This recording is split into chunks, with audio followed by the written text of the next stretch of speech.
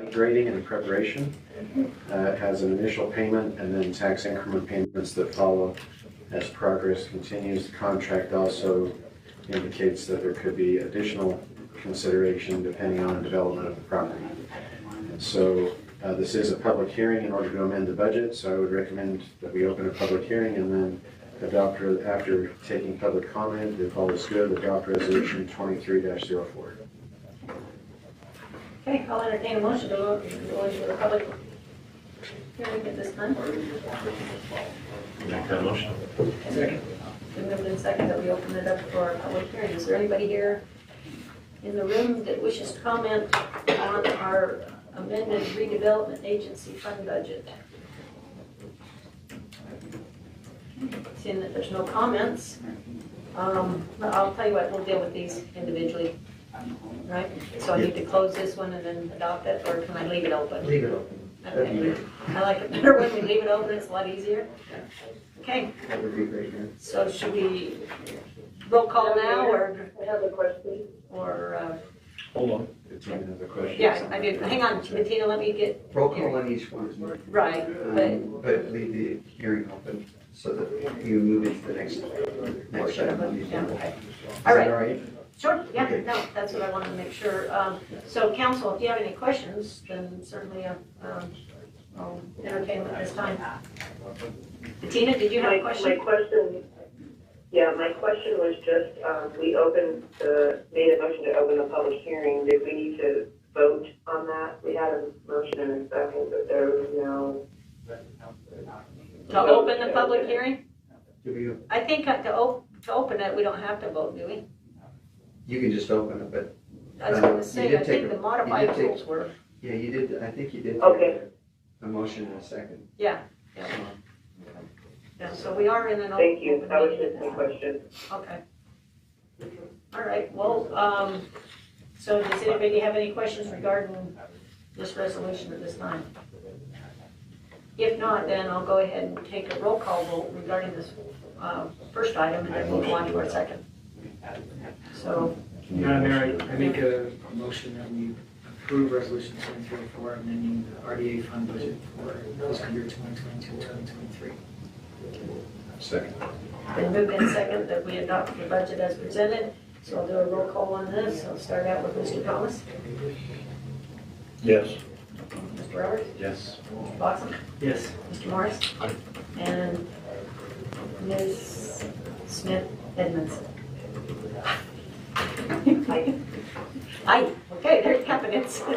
Unanimous. Okay, our public hearing is still open, but we'll go ahead and go on to item number 2, which is the adoption of the redevelopment agency budget for the 2023-24, which is resolution 23-03. So Tracy, do you want to present that information? Sure, thank you. So we have the budget for the redevelopment agency. It comes in 3 pieces. You have the RDA, the economic development area, and the community development area. You're all well aware of those. In the redevelopment area, the major use of funds, if we scroll down through here, you can see this $1,093,000. The major use of funds is a commitment for the young corporate headquarters. In the economic development area, we have the commitment that we just discussed, jail properties, site work, and then also a previous commitment that's Kehoe, which is another development up in the EDA. And so there's a payback agreement related to that prior agreement. And then in the community development area, we have the payback agreement with R.C. Willey, and they're I believe, the sole occupier in that development area at this point. I don't know if there are any questions related to that budget. Council, do you have any questions? If not, I'll entertain any comments from the public. Should anyone wish to comment? Okay. Seeing that there's none, I'll entertain a motion to close our public hearing and to take action on resolution 22-03. I make a motion, we close public meeting and adopt the redevelopment agency budget for the year 2023-2024 by adopting resolution 2303. Is there a second? Second. Been moved in second. Once again, I'll do a roll call vote. Start out with Councilmember Smith Edmondson. Aye. Councilman Moore. Aye. Councilman Watson. Yes. Councilman Thomas. Aye. Councilman Rowley. Yes. Okay, have it, unanimous. Okay, that actually covers all of our agenda items for the RDA. If there's no other discussion, then I'll entertain a motion to come out of this meeting and go into our regularly scheduled work meeting. Hence, I need somebody to make a motion. Okay, I move we close the RDA meeting and go into our work meeting. Second. Okay, all in favor? Aye. Thank you. Okay, we'll give Kim a minute to close her recording down on one and open the other one. Still a red light. Keto. That keto. JL.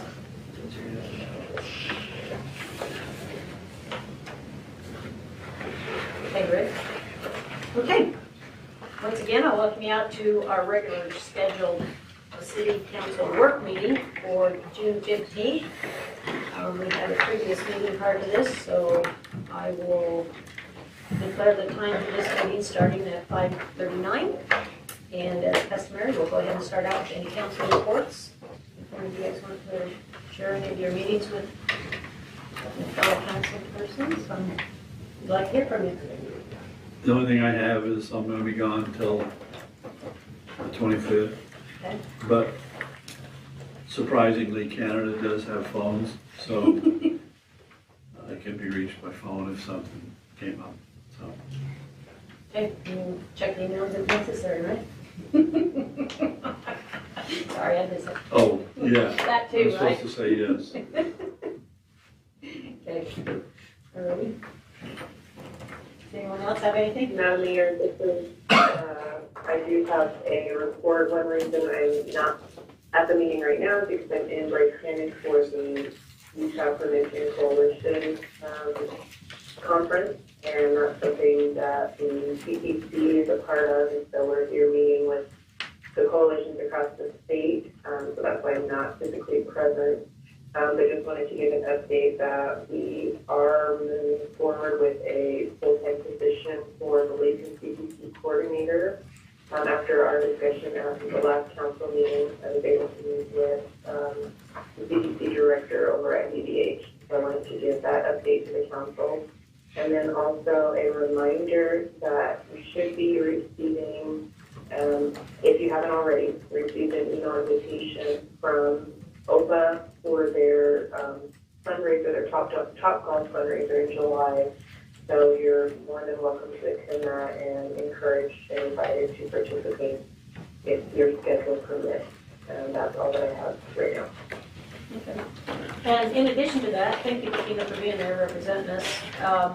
You had a heck of a turnout also on the swim party, the kickoff for the, so those were some big numbers. You want to report those?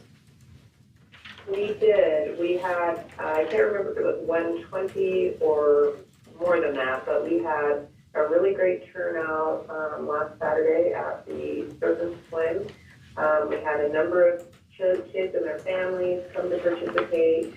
You can see the parents and towers wraps are all over the Surf and Swim area, and that's just messaging to help parents encourage their kids to not drink alcohol.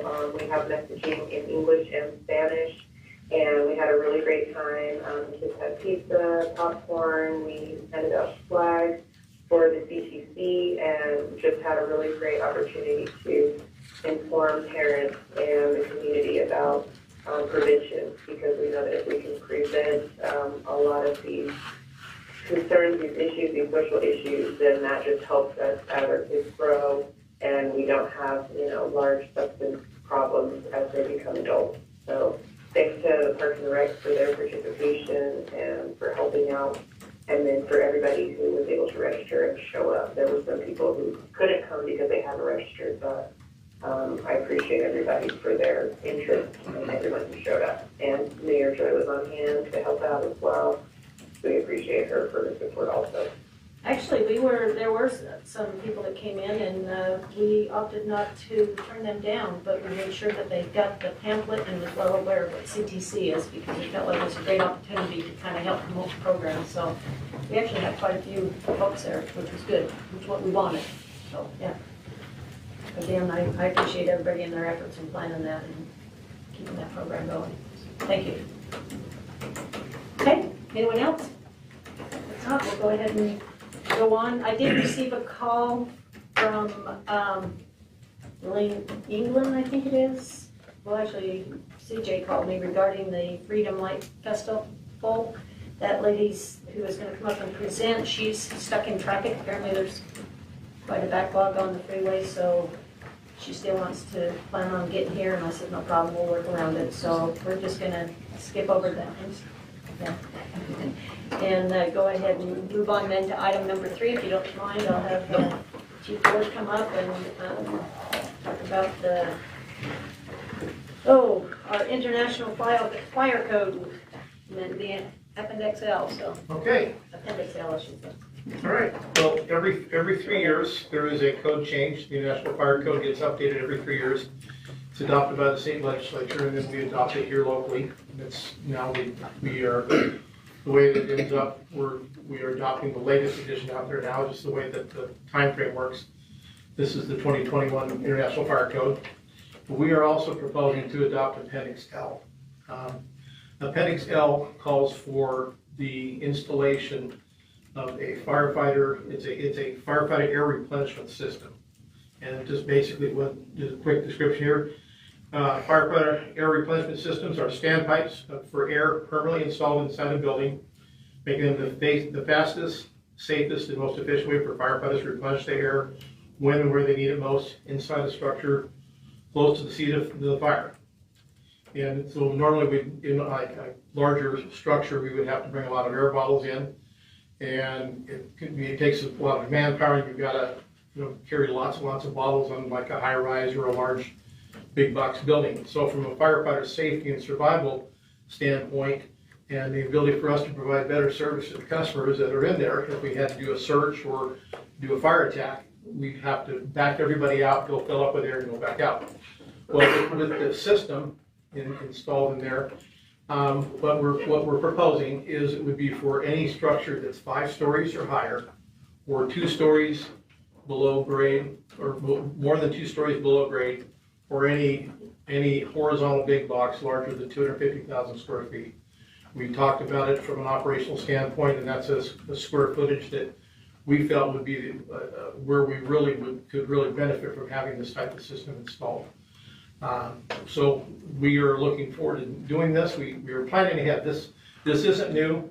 This has actually been around for almost 20 years. It's adopted in many cities and several of the states in Arizona, Texas, California, where they've had a lot of high rises where they've used it, and some other large big boxes. And so we're just anticipating that we may see these in the future, especially 5 stories or greater, or a large horizontal big box coming in, where this would be a benefit. So, that's what we're looking at with these systems. We're actually the first city in the state that's looked at it, that's adopting this. The systems are proven. It just has not been put into play in any of the cities. So I don't know why, but we're looking forward to it. We've been working with the Firefighter Air Coalition, and the gentleman that represents that company we met with him several times by Zoom and talked with him, and they are looking to get a grant to put a training system for this inside our training tower and provide that, and that would be available for any other, we offer that we'd use that for any other agencies or cities and entities that would choose to adopt this Appendix L as well. So we have a quick little 3-minute video that will show, and Doug Vitt and Gavin Moffett have worked with me on this from the fire prevention standpoint, and really feel that this is a vital tool that we think will really enhance our operations. Firefighters need two things to fight fires: water to extinguish the flames, and air so the firefighters can survive in a toxic, smoky environment. Before buildings were equipped with water standpipes, firefighters carried water to a fire in buckets. That changed in the 1850s. But up until recently, supplying air in big buildings was still done the old-fashioned way, by hand. Firefighters had to carry replacement air bottles up numerous flights of stairs in a high-rise, or deep into large horizontal structures like warehouses and tunnels. It's a slow, labor-intensive task, taking crews away from fire attack and search and rescue operations. And when seconds matter, running out of air can be fatal. The solution? Firefighter air replenishment systems, also known as FARs. FARs are a building-installed standpipe for air. With FARs, firefighters can refill their air bottles in 2 minutes or less under full respiration at fill stations located throughout a building. In a high-rise, fill stations are located in stairwells and go all the way to the roof. In a large horizontal structure, like a warehouse or a supermarket, fill stations are located throughout a building next to the water standpipes. The same is true in an underground tunnel structure, like a subway platform. The open space design of these large horizontal structures allows smoke to accumulate quickly, making visibility poor. It's easy to become lost and disoriented. With FARs, firefighters can simply follow their hose lines back to the water connection to find an air refill station. In all large structures, whether vertical or horizontal, FARs are a much faster, safer, more reliable way to resupply air and avoid the poisonous effects of smoke. Jurisdictions in 20 states now require FARs, and fire service experts are calling FARs a game changer in firefighter life safety technology. Our firefighters deserve every chance to go home to their families at the end of the day. Firefighters deserve FARs. So again, this enhances our firefighter safety and survival. Having witnessed a firefighter fatality in a large, big box where the firefighter ran out of air. Pretty passionate about adopting this, and I think, for our ability to, provide search and rescue and fire operations and not having to pull back like you talk about to fill up air, to go down and to leave the area to go fill air bottles and come back in, and it just to me it makes a lot of sense. So. What about retrofitting? Is it possible if you get buy-in from anybody that's currently got a big square foot area, would they be willing to do that? We currently don't have anything larger than 250,000 square feet. Yeah, we have some big buildings, but not quite that big. There's not really much that we would retrofit. Yeah, this appendix is for all new. We don't have anything for retrofit right now. Yeah, I get it's new, but. So that's why we're kind of planning ahead with this, really. Yeah, no, I like the forward thinking on it. Do you check them? I mean, are they checked, are they in? Service? But are they encased where you can't get to them like some kid could go? Yeah, this showed a mobile air refill system. We're gonna require that if we ever have a mobile unit come refill. Right. But we're also requiring the other option, and we're gonna require that is they actually have to have a air cascade system located within the building that has a number of large bottles with breathing air for the apparatus, so it'll already be on site. And that's required for an annual testing for the system. Just much like your fire sprinkler system and fire alarm, you'll have certification testing. Okay, but it'll be put in an area that you can't. Yeah, I'll be Okay, down. Sounds cool. Yeah. I mean, I was a little thinking it was only gonna be on the ends, but I like that where it showed it was throughout the building. Yeah, throughout the building, and where standpipe locations would be in a big box, and then every other floor on a high rise, even numbers on one end and odd numbers on the other end is typically how they recommended doing that. Okay, any other questions? So you mentioned that this is we'd be the first city in the state to adopt this? To the best of our research, we believe a jurisdiction may have adopted it a few code cycles ago, because this has been around for almost 20 years.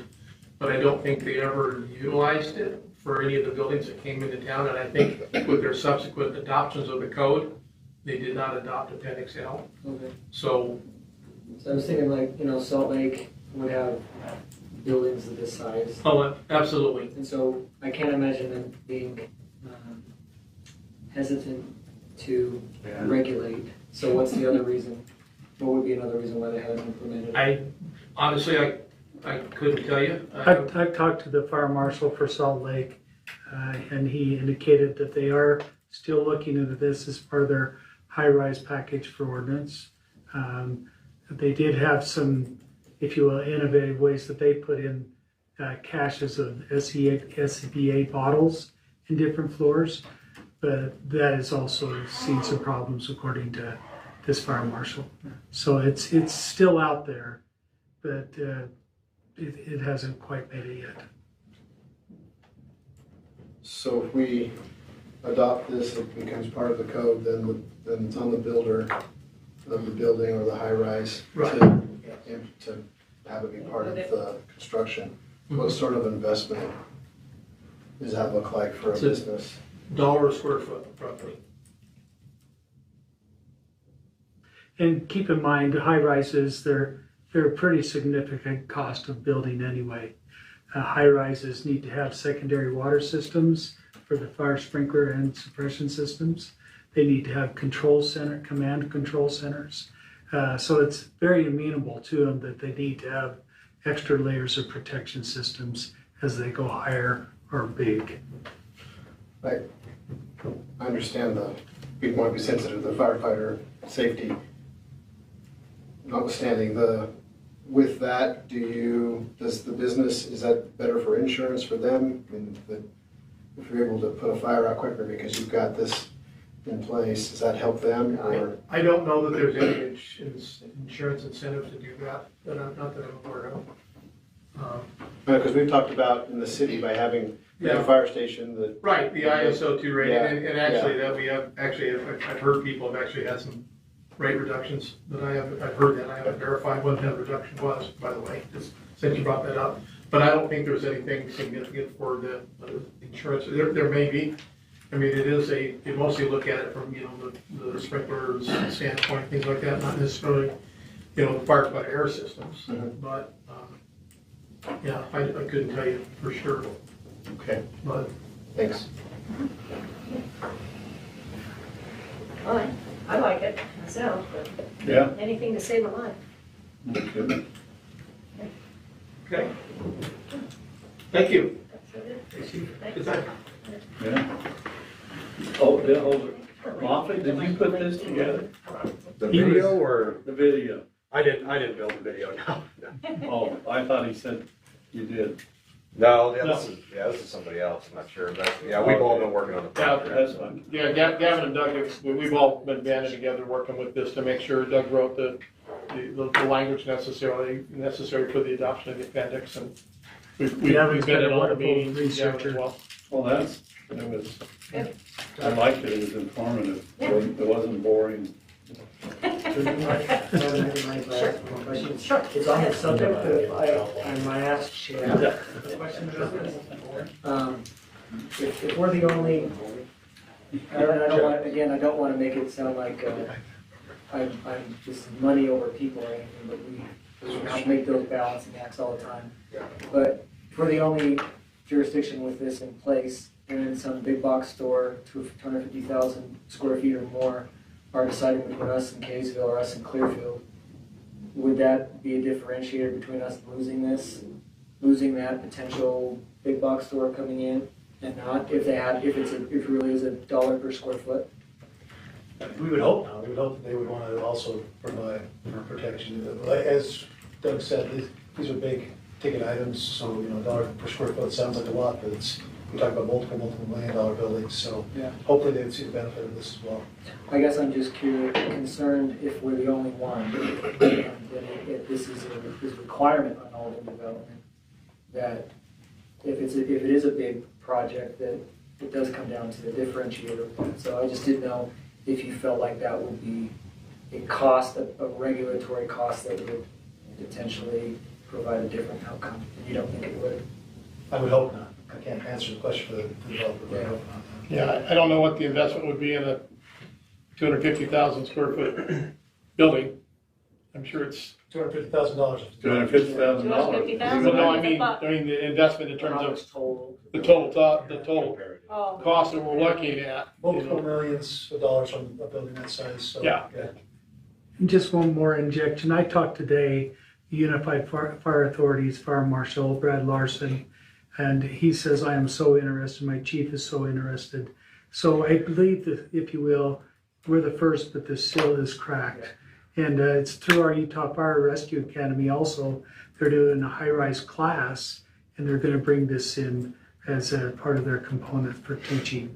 My hope would be that it would become a standard. It's just being the tip of the spear. There's just some questions. And speaking to that too, I had a meeting and discussed this just yesterday or a couple days ago with several chiefs from the Greater Salt Lake Valley Chiefs meeting, and presented this and talked about us in the meeting and invited them to the meeting that we're going to have with them. And I think you'll see this. I was with the Draper City Chief, West Valley City Chief, the Lehigh City Chief, and I think they're on board with this as well. So, Well, as Layton, I mean, we honor our fallen firefighter here every year, so it's something definitely to care about. And if that means that's why we're the tip of the spear, that's a good. somebody's got to be first, right? Yeah. Thank you. Appreciate Well, Thank you. It works the other way. I mean, it's not just cost more money, but it also says it can technically save more lives. We're not talking about just firemen. We're talking about people that will be trapped in there, and if you have to go back and replenish and then come back, it may be too late. That's right. And so there's a positive side to it as well. Absolutely. Yeah. Yeah, it's not just our survival, it's the citizen survival as well. And if I could add one thing, the way the fire code gets adopted, any jurisdiction can add anything to it. So there's some jurisdictions that have really high permitting fees and operational fees, and Layton has lower ones, obviously, because that development's been a big thing for Layton City. So depending on where you go, the cost might be higher just because the city or the fire department or the district has added extra permitting fees or operational fees, or they can always add to the code. So like Park City requires all commercial buildings to be fire sprinklered. So there's jurisdictions out there that will go above and beyond anyways. So That's helpful. Thanks, guys. Appreciate you answering the question. thank you. Thanks, Jim. Okay, Thank you. thank you very much. We'll go ahead and back up here, Ben, and go to item number 2, which is the presentation of the Freedom Light Festival by Elaine England. Elaine England, okay. So go ahead and come up. Where's Ben? Here. Sure, you can stand there and I'll be away.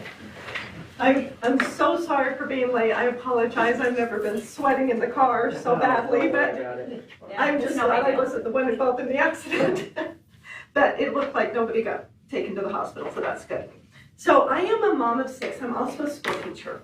And I found as a history teacher that many of my colleagues were very frustrated because the federal government passed a law many years ago requiring every school that receives any federal funding to teach the Constitution on Constitution Day, which personally I feel is not nearly enough, but at least on that one day. But my other teachers felt like, well, we don't have a curriculum, we don't know what to teach. It's not it's not in the flow of things. And all of a sudden, the week of September 17th, which is when the founders signed the Constitution, we have to start teaching something. And so most of them, because there's no consequences, most of them didn't. And so 16 years ago, I founded an organization, Freedom's Light Foundation, and we started with a festival. And we tried to recreate colonial America. And so I also find as a teacher, it's much more fun and interesting to learn history through interaction and experiences rather than sitting at a desk. So what we do is we start with even pre-colonial, and so we have Christopher Columbus, we have the Mayflower, we have Governor Bradford, who came over on the Mayflower and was the 3rd governor of Plymouth. And then we go into colonial America, where we have many of the founding fathers and founding mothers, many that you know, like George Washington, Benjamin Franklin, Thomas Jefferson, but many founders that you've probably never heard of. And of course, we have many founding women, because the founding mothers played just as an important part. And so what we have is people portraying founding fathers and founding mothers, and so you get to hear their stories from them personally. Their stories of victory, but also their stories of hardship, of trial, of sacrifice, of defeat. So you get to hear, and we always also connect that with what someone can learn from that story. Because the point of learning history is to be able to make it relevant to us today. Why do we care? Because this is what we can learn. We can learn from the past of what to do and be successful, what not to do so we don't repeat the mistakes of people in the past. We also have games and activities where people are able to learn the principles of the Constitution, like what's the difference between a democracy and a republic and why that matters. We learn about the different Bill of Rights, what your rights are. We learn about the different forms of government, and so we also teach the articles of the Constitution. So we teach about the Constitution itself. And the reason that I'm coming to you this year, we've been doing it, as I said, this will be our 16th year, we've done it 15 years. The reason I'm coming to you is because I would love to have you participate. I would love to have your support and participate. Our governor, Spencer Cox, on May 15th, he came out. This year, we passed a bill, HB 179, and it's American Founders and Constitution Month. So that bill that passed basically says the month of September is American Founders and Constitution Month. So we're celebrating the Constitution the entire month of September, not just the week of the 17th. And I made a copy of the letter. It's not on his letterhead, but you can look it up and see that I didn't make it up. I wasn't able to get from them an actual copy. So, but anyway, I wanted you to kind of be aware we're going to be doing a press conference, and the governor's going to do a press conference the 31st of August at 10 a.m. at the Capitol, kind of kick off Constitution Month. And so I would love to just see whatever you might feel that you would be interested in any way of supporting, like putting it in your newsletter, if you have an email, to send it out. The cities, in the letter, the governor has asked that cities and schools participate in some way in celebrating the Constitution and educating on the Constitution. So we would just like to volunteer to be your one or your venues or ways that you have. We would like to, again, make it as simple and slick for you as possible. You say, hey, we're putting on this great celebration. We're partnering with Freedom's Light, and just come and enjoy. So when you say you've been doing this for 13 years, where have you been doing it? We've been doing it at Bountiful Park. It's there on 4th North and 2nd West. So we put flags out. We have lots of colonial tents. Like I said, we tried to recreate, there's lots of beautiful natural trees. We tried to make it as much like colonial America as we can, being out here in the desert in the West. We don't have any permanent buildings. We have lots of colonial tents that are set up. We have the Sons of the American Revolution that come, and they have everyone is dressed in colonial clothing, not costumes, colonial clothing. So we all look like, and we all portray ourselves. We don't know what those contraptions are that you call cell phones. We've never seen them before, so we stay kind of in our period and talk, and we use only original source documents for all of our information. So we go back, I use a lot of Library of Congress, and we use documents that we are able to find that came from the colonists themselves, from the founding fathers and mothers. We do have quite a number of Black colonists that portray some of the amazing stories of the Black people of this country who fought in the Revolutionary War, who overcame, who fought for their freedom and won, and it brings you to tears. Like, their stories are so amazing. They're fabulous. We have about 150 volunteers that help, and it's 3 days. It's Thursday, Friday, and Saturday. Friday night, we do have a speaker, Professor Bev Allen speaks on the five lost American virtues, and it is really, really interesting and compelling. Then we have a band and we have a dance. So we have lots of educational, we mix it in with lots of fun so that it is a festival. Well, I love it. I mean, that's good that you are willing to educate the young, and actually this plays right into what we want to create out here with our Freedom Plaza. And luckily we've got Joelle in here, our parks planner. Hi, Joelle. I don't know if you two have met, but you definitely need to connect, it sounds like. Wonderful, I would love to. That'd be great. And see how you can kind of work together or something, but, I don't know, that's my opinion. What the rest of you think, but it's good. Yeah. Thank you. I remember when the bar, the Utah bar, had something for Constitution Day where you would sign up and you go out and teach a class. Right, go into the And I did schools and that. teach a class? Yeah, and it was super fun. You just went in and you could talk about whatever topic you wanted. Right. And I think I talked, because there were a bunch of middle schoolers, so I talked about cruel and unusual punishment. Excellent, yeah.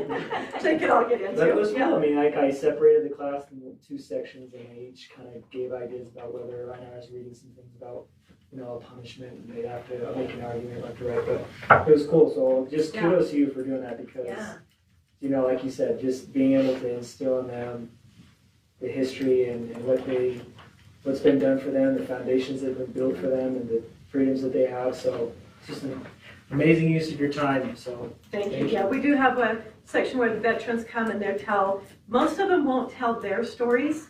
They're very reticent to share their own heroic stories, but they will share stories of each other. And so then the young people get to, and the adults all alike get to hear about the sacrifices made by so many, so we can live in a free country.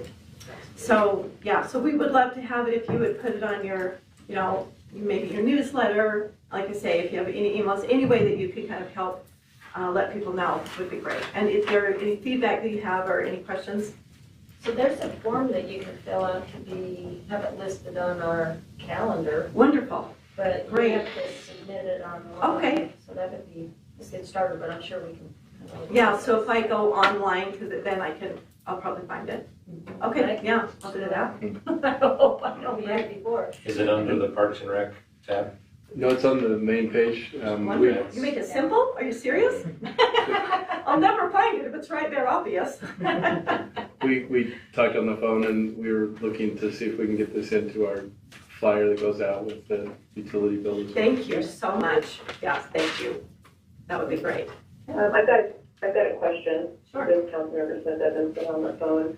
Thank you for coming and presenting to us. My question is, you asked for the city to use you as a partner that would basically put on whatever the activities or whatever way we would choose to commemorate or honor the Constitution Day. So are you asking for that commitment to really just be in the form of advertising for this 3-day event that you do in Bountiful, or are you looking for an opportunity to partner to do something in our city? Just want to understand what the ask is. Thank you so much for causing me to be more clear. What I am asking is for you to partner with Freedom's Light at the festival in Bountiful. With 150 volunteers, it costs about $10,000 a year to put it on, and I'm super fiscally conservative, but it still costs us that much money. And so, we just like to have more cities. Bountiful is a co-sponsor, not financially, but they put it in their newsletter, they put it on their website, so they put it in their utility bill. And then the mayor and city council people usually come, and we love to have anybody who wants to come and participate. Like, we have an Ellis Island, and they sometimes, swear people into becoming a citizen of the United States, or participate in, the different activities. So we love to have you partner in as much as you would like to, and kind of, yes, and so we're asking the city to say, as the city of Layton, we co-sponsored or we support this, or whatever terminology you would like to use. Is just that you're supportive of it, and just let your citizens know it is an alternative. It's a place they can come and take their families. It's free. It's open to the public. It's completely free to everybody. And during the Thursday and Friday, we have thousands of school children attend. And then in the afternoon and evening, we have families and homeschool groups and other groups, scouts and things like that. And then Saturday, families attend. So yeah, just mostly just support from the city saying, this is something that, and just if you wanted to call the mayor of Bountiful, Mayor Harris, like she's been there many times, and the city council people have, so they could, kind of vouch and make you feel better. So if you're worried about it. I'm going to ask you a question. Yes. I mean, certainly I'm okay to help and support, I think the rest of us are. And, you know, however we can do otherwise, you know, that's yet to be determined. But Yes. knowing that that is the dream of what our Parks Department is wanting to create up here, would you be able to perhaps have a booth there to kind of help educate folks Love here it. what we want to do Yeah. up here so that you can see that we're Yes, that would be great, that yeah. much more supportive. Absolutely, that would be super. Okay. Yeah, because, you know, we're not competing at all. What we want to do is just support more people in the more places, so I'd love to work with you, and that would be really great. Okay. Yeah, we do require that you dress in colonial. And we have plenty of them, so, so we would provide them. Yeah, we do propose. All right, is there anything else then? You are wonderful. Thank you so much. I really appreciate your time. Thank you. Thank you. so Thank much. you. And Appreciate your like I service. said, hopefully you can connect with Jamil. Yes, So I'll you guys just can exchange over there. information. Yeah, thank you. Okay. Up next is item number 4, which Steve Jackson is going to give us an update on Cold Creek Wave's traffic concerns. I know we had a group of citizens that came into the city council, and so he's kind of done some additional gathering of information Well, and yeah, we've coming done up some with some studies solutions. and just thought we would bring back some information for all of you to kind of look at and understand. Wanted to kind of give the lay of the land here a little bit. You can see the Cold Creek Way subdivision, the Cold Creek subdivision, and then Pinehurst Place to the east of it.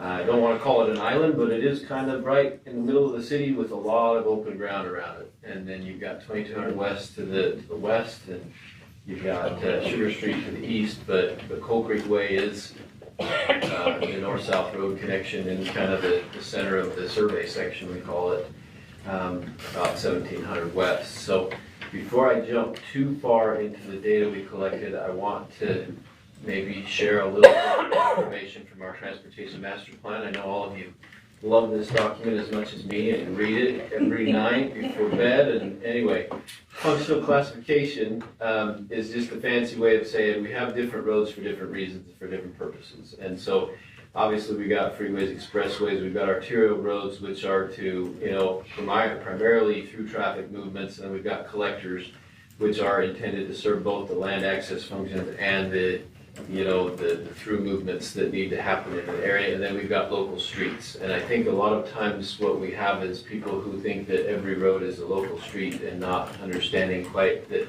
these roads are designed differently. And you can see, you know, the freeways are for mobility, and the arterials and collectors kind of have to find that balance between mobility and access. And then you've got land access where you've got lower mobility, but then you've got a high degree of access to those roads. So and you can keep going down. You can see the size of the streets get bigger as you get into these arterials and collectors and things like that. So wanted to jump over to our kind of couple of exhibits here. So I know that's really small. I'm going to zoom in so you can see it. But this is our existing daily traffic counts back when we completed this study, I believe in 2019. The number was about 1,260 cars per day that were using Cold Creek Way. If we jump down to the next page, and that seems like a lot, but just to put that in perspective, a level of service, we go A through D is what our acceptable levels of service is on a collector. A level of service D is 10,500 cars a day. So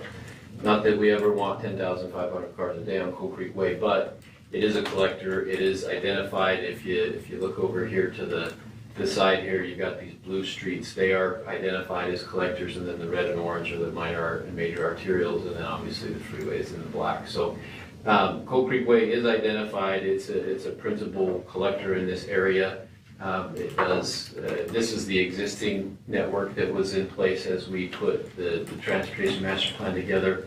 And then this is the future Transportation Master Plan. I think in this area, a lot of the collector connections are proposed to be made, and then you can see a lot more traffic signals are going to be needed into the future if I try and jump back between the two, so you can see that. So just a little bit of background that I wanted to share with you as we go on and do that, because I think it'll help maybe frame the information that we've gathered here. So we did 3 traffic counts in the past, one in 2018 and then a couple in 2021. There's a gap in the years because, and in 2020 as well. Some of the ones in 2020 and 2021 are a little different because of the COVID pandemic, and we even see traffic counts today that have to adjust for some of those numbers. But the most recent one was done in March of 2021. 85th percentile speed, I think we've talked a lot about that with you, but that's basically how you determine what speed limits are set at when you're doing traffic studies. And so the posted speed is 25 miles an hour on the road, but you can see that the 85th percentile is 31. It's a little bit higher than we'd like to see on a 25 mile an hour road, but given that this is a collector road, it's not surprising. The difference between this road and say Swift Creek to the west and then I think it's 2675 to the east is the pavement width is 42 feet of asphalt on this street, and with that comes a little bit more of maybe the driver's freedom to feel like they can go a little bit faster. But you can see the number ADT, which is the average daily traffic for vehicles per day, is only 1,119. So it's still about what it was back when we did the traffic counts with the Master Transportation Plan in 2019. So the other concern that I think was brought up was the number of trucks on the road. So in this traffic count, it was a full 10-day traffic count. There were 6,800 vehicles that traveled on that road, and we would consider large trucks to be kind of these bottom 3 categories where they're above that 60-foot threshold. There was 18 that went through the area, so that's 0.2% of all the traffic during that traffic count that went through there. So from that standpoint, a lot of these other trucks could be possibly people hauling a trailer. They could be, different setups there, but delivery trucks that needed to go into the area for whatever reason. But nothing that we're seeing that's super concerning. Yeah, but you're talking 2 years ago. Well, and that's 3. Yeah, so in talking with Alex, one of the things we want to do is go out there and count traffic again.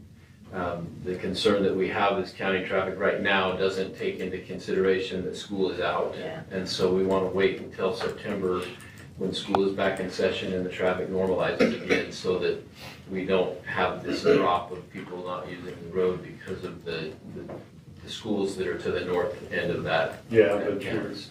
So you said 18 trucks. Did I see that right? Yeah. 18 trucks out Yeah, of but 68. the trucks are now. In the school system, they may drop off a little.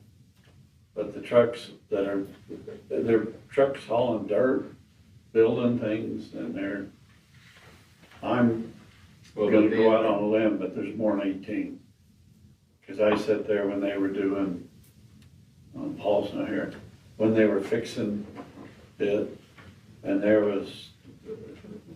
was only there an hour, and I bet there was 10.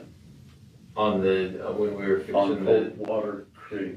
when we were installing that Yeah, construction. you were putting in that cutout, or yeah. Yeah, and we wouldn't typically go count the trucks if we're doing a construction project in that area, because that's not. I what we didn't count our consider trucks. I counted the trucks that came down the road. That we're just cutting through. They were just cutting through. Okay. And I was surprised we didn't make them turn and go down Swift Water Creek, because we were Trying to work it. we were trying to put in some stuff. And that's the only thing I wonder about. I mean, if I travel Gentile every night, well, I don't as much as I used to, because there's times when Gentile is backed up from the light on 2200 to the train tracks by the old Anderson lumber building. Yeah. Both sides. Yeah, both sides, yeah. Well, even a little worse now because they're doing some work on the three-way thing. Yeah. Yeah. But what I'm saying is, I think things have changed. I don't want to say dramatically, but they've changed. So were they delivery trucks, or they were like semis, or? Oh, they were, most of them were, Belly dumps. Belly dumps. Really? Yeah, and I was like. So the question would be, Where would they be where Where they where going they to dumped no them? construction Yeah, I have in no that idea. area? But there was And why would you? they had two And belly dumps are the kind that just twist, right? Yeah. Those are the side dumps, and then the belly dumps open from. Oh, no, these were side dumps. Side dumps. Yeah, they weren't belly dumps. And then there was, I considered anything a truck that's bigger than my truck. So there was the big vans, they weren't all, construction type. A lot of them were probably delivery trucks. Yeah, and I think that's kind of the tough part is. Yeah, and that is, I live in But cul-de-sac there was and more than I, probably 10 I cars. wasn't there more than hour and a half. And it was, Well, and thank you for that feedback, because that helps us out. We can actually, a lot of times when we have that kind of an issue, we go and try and follow the truck or get the license and the name of the company and find out where they're hauling to, because there are regulations about where they should be going and not going. And obviously, if they're working on a site and that's the only route to get there, then they have to be allowed there. But if they're just using it as some kind of a cut through, I don't know why you'd want to go down that road versus one of our real roads that is designed for that. I was just kind of shocked thinking, how come they're coming down right by where we're working? I wasn't concerned that they were in that area. I was more concerned. Well, that's what I was wondering, is if they were part of that construction, because we do have a lot of trucks that they haul in the material and then they fill. No, they weren't. They had nothing to do with where they were working. They all passed. I had a question maybe, or a comment. Yeah. Thanks for the numbers. That's helpful for us to talk to the non-annual numbers. I'm not so sure I heard, at least from my remembrance of what I've heard from the residents over there about the quantity so much as this kind of, like you mentioned, the 85th percentile, people just really speeding. So my question is, considering, like you mentioned, that the road is actually pretty wide, and you mentioned that 85th percentile number is higher there than it is in other streets in the area. Where do we need to get to before we put some sort of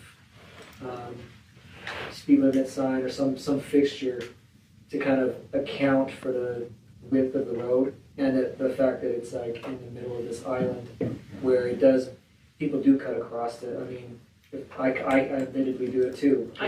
I'll cut across to get to Hillfield all the time, especially if Gentile's backed up and I can't turn left in my house.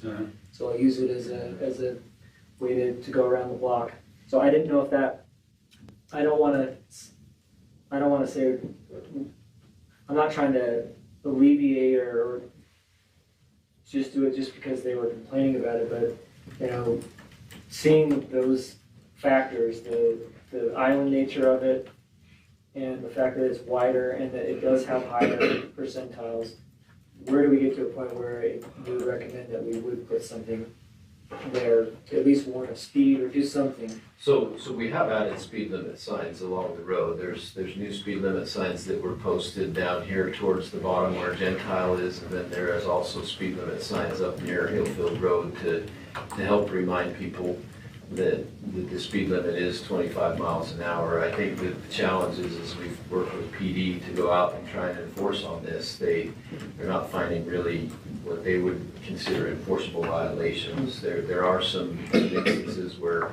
there's always that one-off person that decides they're going to use it as a racetrack, and it's hard to catch that one person. But but absolutely, I think that's the challenge that we have is a lot of times we think the signs stop people from speeding, but they really just remind people of what they should be doing, and then it's a. I guess I just had. I haven't noticed the speed limit signs. Are they just regular speed limit signs? Yeah, they're just regular speed limit signs. And that's probably why I wouldn't have noticed. I guess my question was are there things that are kind of like speed limit plus, like I'm not saying like some sort of blinking light, probably not necessary, but are there something in between just a regular sign and like the speed limit flashing so you're going faster? There's got, Not really. Not really? You just have to kind of go with one or the and other? a lot of those flashing speed limit signs, they work for a very short amount of time, and then people just ignore them, or they use them to try and see if they can race them. And so it really becomes an ineffective situation. I think there's more effectiveness by having a radar trailer like the police have that maybe sits there temporarily and then it's removed and then it goes back when they see that. But those are things we can consider, talk with our police department about to see what they want to do as far as that, enforcement level goes. But again, I think in talking with Alex and the police department, it's tough to put an officer out there when they're not finding enforceable violations that they can actually. Constantly. Yeah. Yeah, the sad part is, and I'm not saying it doesn't happen in many areas, but the sad part is there are speeders. And there are those. And when there's houses, that means there's people, there's kids, and it only takes one. And I lived on Celia Way, and it was a mile long, and you could hear them coming, wrapping it up in Bayview, coming down through where I lived. And so, I'd stand in the road, I'd do stupid things, and I'm not professing for people to do those things, but it was disheartening to me that, what can I do, And even if something only works for a while, isn't that a start? And that's why I'm gonna come back to the conversations I've had with Alex. I personally like the glaring, blinking, telling me what my speed is, have me slow down, and do it on just a temporary, where we put it up for a little bit and then take it away, so that it kind of helps people understand that, you are speeding. Yeah, and we've had that conversation. Go ahead, Bettina. I'm sorry, I agree with that. I was actually going to ask about either the digital, track your speed, or a flashing light on the speed limit, because when we talked about something like this before, I think we were referring to Gentile, east of Gentile, and how that's a long stretch of road and how it's open all the way up to 89 now. And I remember Stevie saying that it's, temporary, and so people see it, they slow down. Once they get past it, they speed back up. But for a road such as this, it's not very expansive. It's not as long as Gentile. I would think that it would have some value, because every time they see it and slow down, then they're going to be getting to Gentile, and so it could actually have some value as opposed to trying to get, an officer there or having a temporary something. Even if we did just put, as the mayor mentioned, those flashing lights on the side of the speed limit sign, I just feel like it's a short enough expanse of road that it could have the intended value there than it would at some other road that's, much longer, like Hillfield or Gentile. See, and that's why I like the mobile one. I've referenced that and kind of let Alex know the style in particular I really like as well. But I think it's great, because in that way we can move it around the city when we do get the complaints. And in this case, if we need to bring it back in the fall when there is school in session, when it's even more critical, then you can. But that's my view. And I've talked with the chief, we have 2 of those trailers. They're different than the trailers that the engineers use to collect data. Most of the new speed trailers do collect data as well, which is an additional set of eyes. But we have 2 of those, and we're going to purchase another one. We have funds in the current budget that will preserve. The reality is that, which this is an issue to the 3 people who live there, but this issue is replicated in virtually every subdivision in Layton. The 31 and 25 is the 85th percentile is not out of the ordinary as well.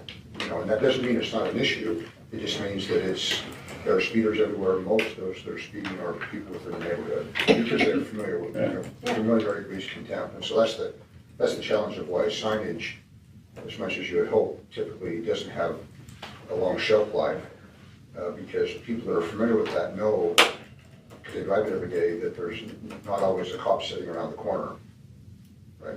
More often than not, they learn that. But I do agree. The mayor and I have talked about this, and I talked with Alan about it, and he talked with Sergeant Shorter, Kyle, there's a lot of managing traffic, and we do think that would give us additional capability to move around the multiple areas in the city with that, and it'll have a temporary effect probably, but again, we can keep moving. Hopefully it'll deter people for a while, and then we can move the trailers up to another area, and then bring it back, but. So there was a middle ground from my question about whether you could have it's just a sign that moves. It's a temporary, situation that has to have more enforcement than actually. Right, and the reason I really like that is that I don't think any of us think that it's gonna stop everybody, but we have to be responsive to the citizens, I think, when they come in here. And Coal Creek, for me, for the reasons I mentioned, is a little bit of an outlier. In the same way that on Antelope, when in the dip, is also kind of an outlier because it's downhill both ways and people just drive crazy. And the numbers that you came back with was that they didn't really do much. But to the people in the neighborhood, they noticed that there was something the city installed that was trying to do what we could to alleviate the steep. And maybe if that stops a few people from doing it, if it goes down at all, I think it's a good investment. And so I really like the idea of having those mobile units because we just have to be responsive to people living there, and that's a lot of people in that small amount of space. And unless something drastically changes, I don't know how much that's going to be diminished with the additional development going on in that area. So yeah, and unless those areas start to build out to where there's more connectivity and things like that, this is the road people are using. And I vote, we don't buy one, we buy two. So you have two on a road, you know what I mean? North and south or east, west. North and south, east and west. And so. Do they make them bi-directional? I don't know that I've seen that bi-directional thing because you need to have the sign that illuminates. Yeah, on the right side. Well, I like it because, like I said, we've had complaints up on Red Tail Way. We've got one up on the north side on one of the frontage roads now. So I think it's a good solution to kind of be responsive regardless of where the call comes in. In response to that too, I wanted to point out that we've looked at the signage along that road. We've got some yield signs at 75 south here, or 75 north, excuse me.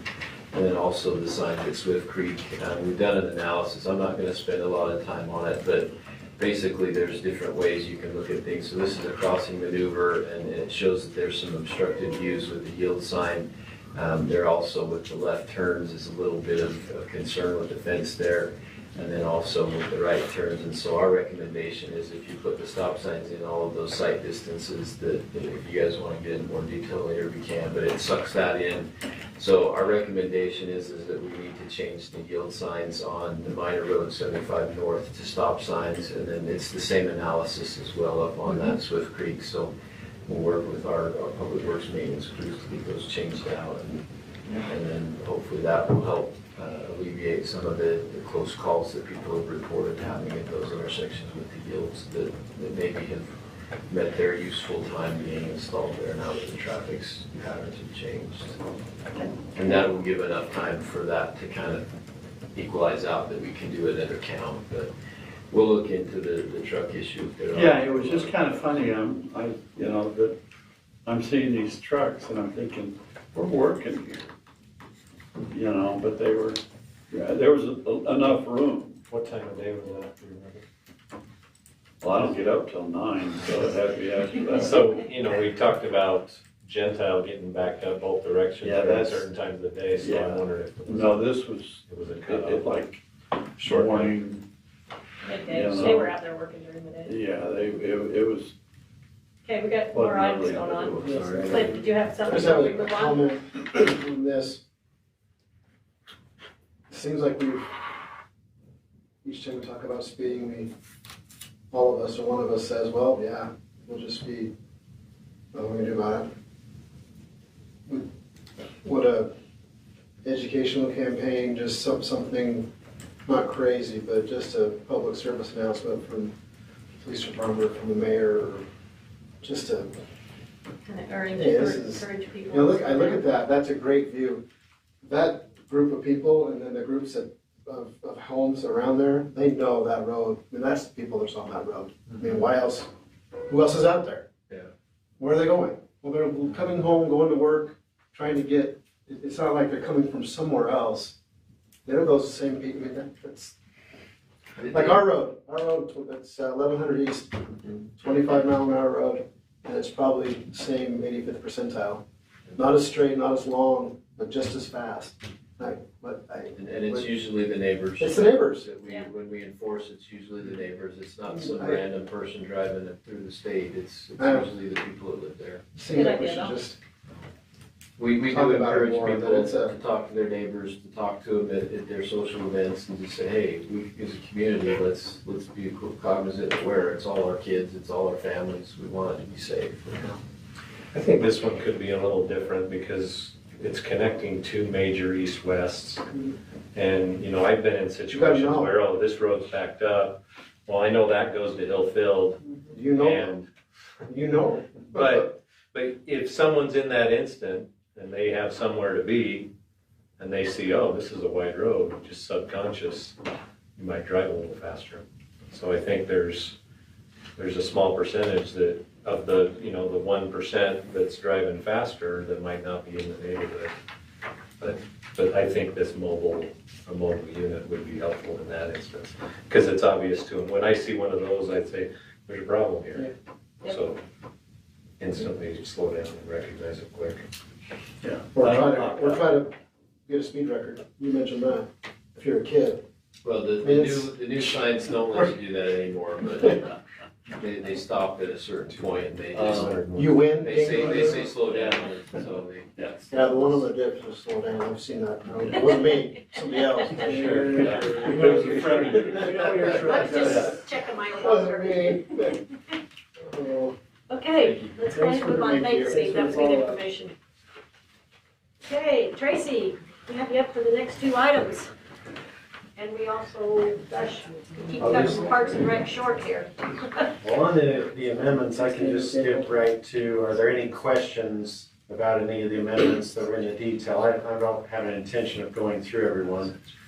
So as you reviewed them, were there any questions that any of you might have?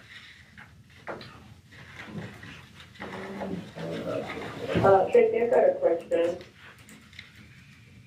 On ordinance 2313, if I can jump to that one. Sure. Okay. So in the notes on the background, it says that no changes were made to the compensation of elected officials. But then when you read in the ordinance itself, it mentions that the mayor's compensation was adjusted and that the city council, there was no change. I'm just wondering if that's a typo, because I don't think we made any changes Yeah, you're right. this time.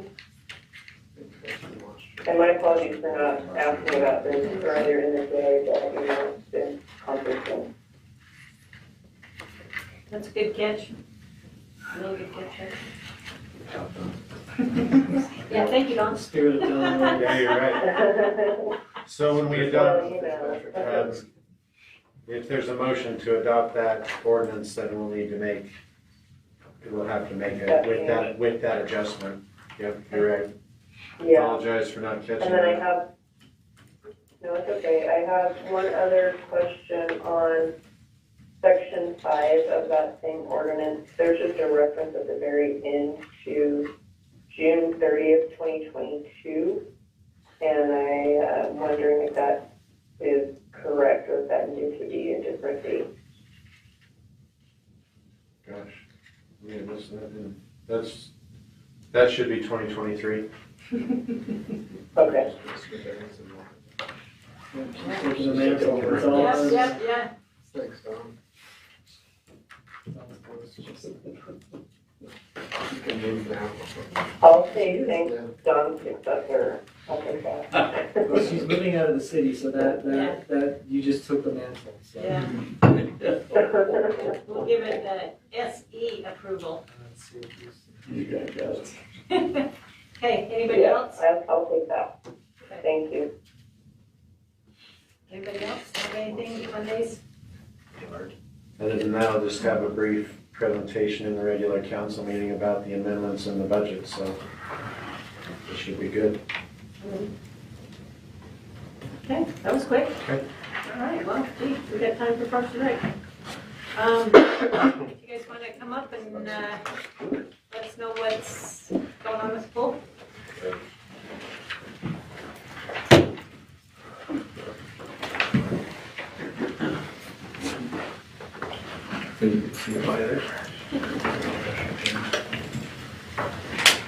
We're grateful to be able to circle back and talk with you about the pool.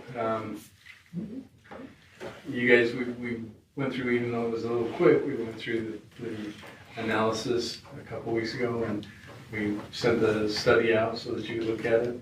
We wanted to see if there was any questions or thoughts that you had that we could answer. Thank you for bringing it back up, mostly because I just mentioned this to Clint, that we got a response from the last meeting from some of the women that was there. It was the leader of that pool group. And she said, hey guys, I want to know what you guys have decided. And I just, the understanding that we literally haven't met since you talked to us. And so bringing it back in front of us is important so we can actually discuss it. Because a lot of times we hear it in a meeting and then, you know, we don't meet again for 2 weeks. And so these things in city, there's just an understanding that the city is working every day, but the elected officials are only there every 2 weeks. So just thanks for putting on the agenda and let's talk about it. That's great. We did want to also let you know that we have taken action on your request. We've closed a small pool and drained it. We really, and Layton could speak to this better than me, but I don't think we've had that much pushback on that. Our residents, they understood that that was an old pool and that there were some concerns. And so as we closed it, we worked hard to move the uses into our large pool. So we feel that was One of the people in the meeting mentioned, well, what if the big pool goes down? Then we have nothing, okay? And they were kind of attaching that to the little pool, which what we did with the little pool, I totally agree with. But after talking today, when you were walking in on something, I can't remember, you were trying to, Probably it was a PO. No, it was a PO. You were figuring out. But there's heaters that you use to heat the water, and they went down. We lost one, we were using another, and it went down. And my only thought process is, you're buying another one, put in there, right? Yes. Why don't you buy two? We're buying three. Okay. Why in the hell am I here? Good answer. Okay, well, that's good. Because that, I mean, you know, that's something that's used constantly. And if that goes down, you're toast. And Dave, you bring up a really good point, because we tried to build in some redundancy, some surplus in the parts that we keep. Sure. And so for like our large circulation pumps, the things that we anticipate and expect to go out. Could go out.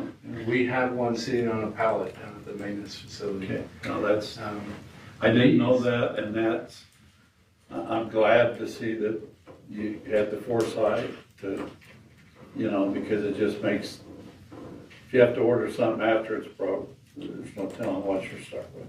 And this was just such an odd thing that the refractories are not the same age. Yeah. You know, I thought maybe we had purchased them both at the same time and they just ran their life out, but one was much newer than the other. And we don't know exactly why they failed at the same time. How old were they? Or how long ago? The newest one was, I don't know exactly, I think it's 3 years since we rebuilt that. One's about 3 and one's about 5. You'll get, with those things we've heard, you know, if they're running non-stop, you'll get a year out of them. Ours last 5-6 years, sometimes more, but. Do you use one until it fails, or do you alternate, or do you use both? They run on a certain. concurrently, but yeah, not at the same time, so they'll switch back and forth.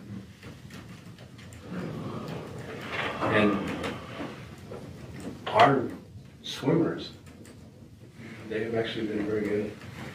As we've, helped them understand what happened, they've been understanding.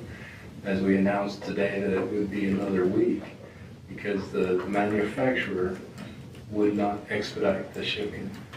They felt that it was fragile enough that they had to send it ground like they normally do. And so it's going to be next week before we get the pool back up and running. We may hear a little grumbling because of that, but I will say she was Eva. I can remember the name because I thought it was Steva, and I thought that's an odd name. But anyway, in the meeting out here, she was very kind. I mean, she says, look, we realize there's a problem. We know it costs more money than any of us have in our pockets, but we want help. And I thought, wow, that to me, that was nice. And she sent out an email just today or yesterday saying that, I want to be part to help. And I thought that was, it's nice when you hear people saying, I want to help instead of just fire you and fire somebody else that can do the job. So, knowing that, knowing that we have, that, you've responded to what we've asked, but, going forward, that's a bigger decision as far as what we've got to look at and maybe capture some of the analysis and costs. Like I mentioned to Alex earlier, a few years back, you guys did a great job presenting options on what we could do and a ballpark estimate on what those options are. But I think you need, I'd like to see you come back with that as well as perhaps the operating expense and what the maintenance would be, because, we didn't dive into it that deep last time. But I think that, I don't know about you guys, but I think that's part of what we got to do as far as our diligence here and making this decision on what do we do. Sure it is.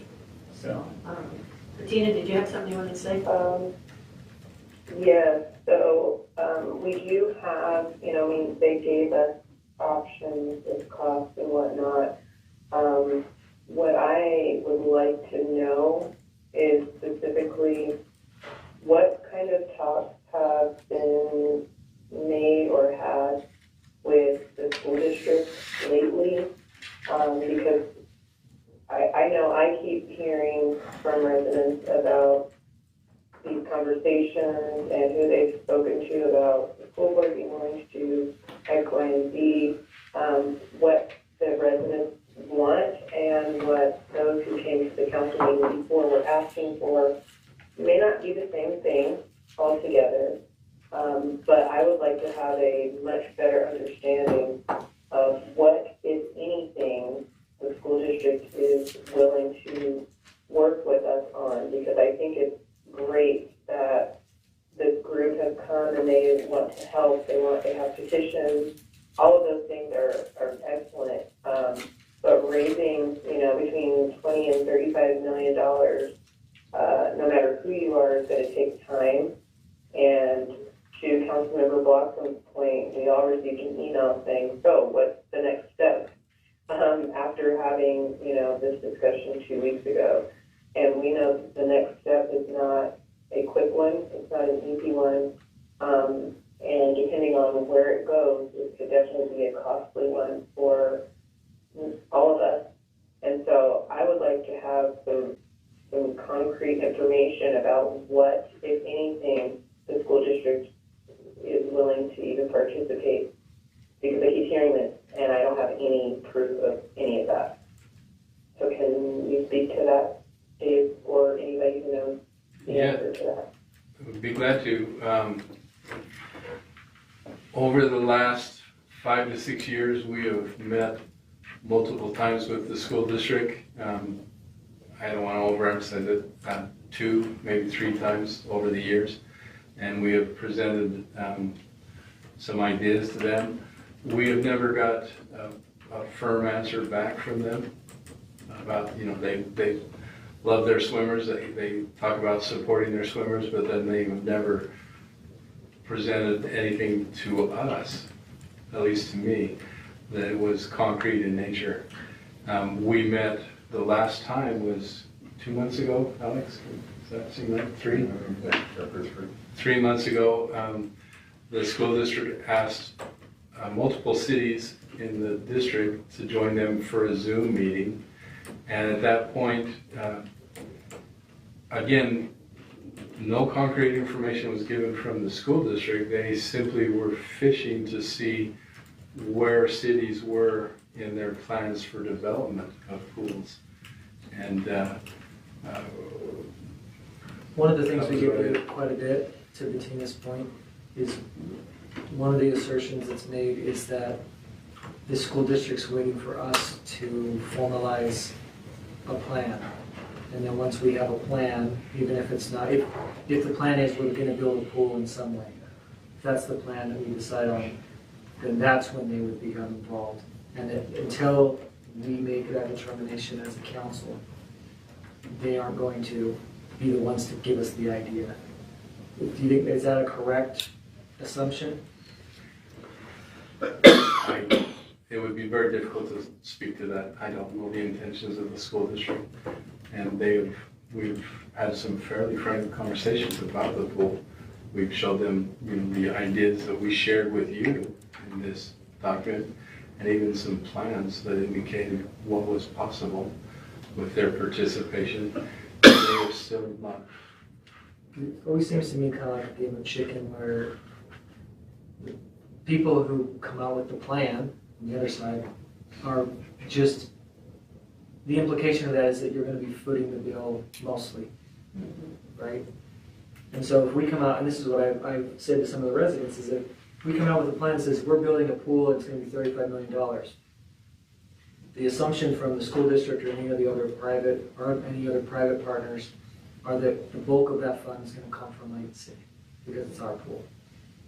And so it just seems to me like we're waiting for them to give us an understanding of how much they're willing to contribute, but there's no plan. If it's our plan, then they're going to think that we're going to have to spend more money. And so, kind of before Bettina's point, I think we need to decide as a city if we want to do this, or at least start pursuing it. Right. Maybe there's somebody on the council or 2 or 3 people who don't want to pursue it at all.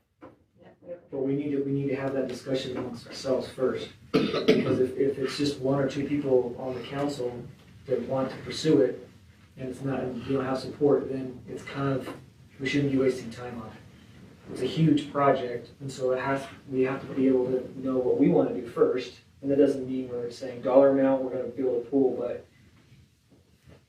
we all spoke to these residents when we were at the meeting, and we all basically said very similar things. Like, we know why you're here, we'd like, and I think it was good, we were able to speak with them.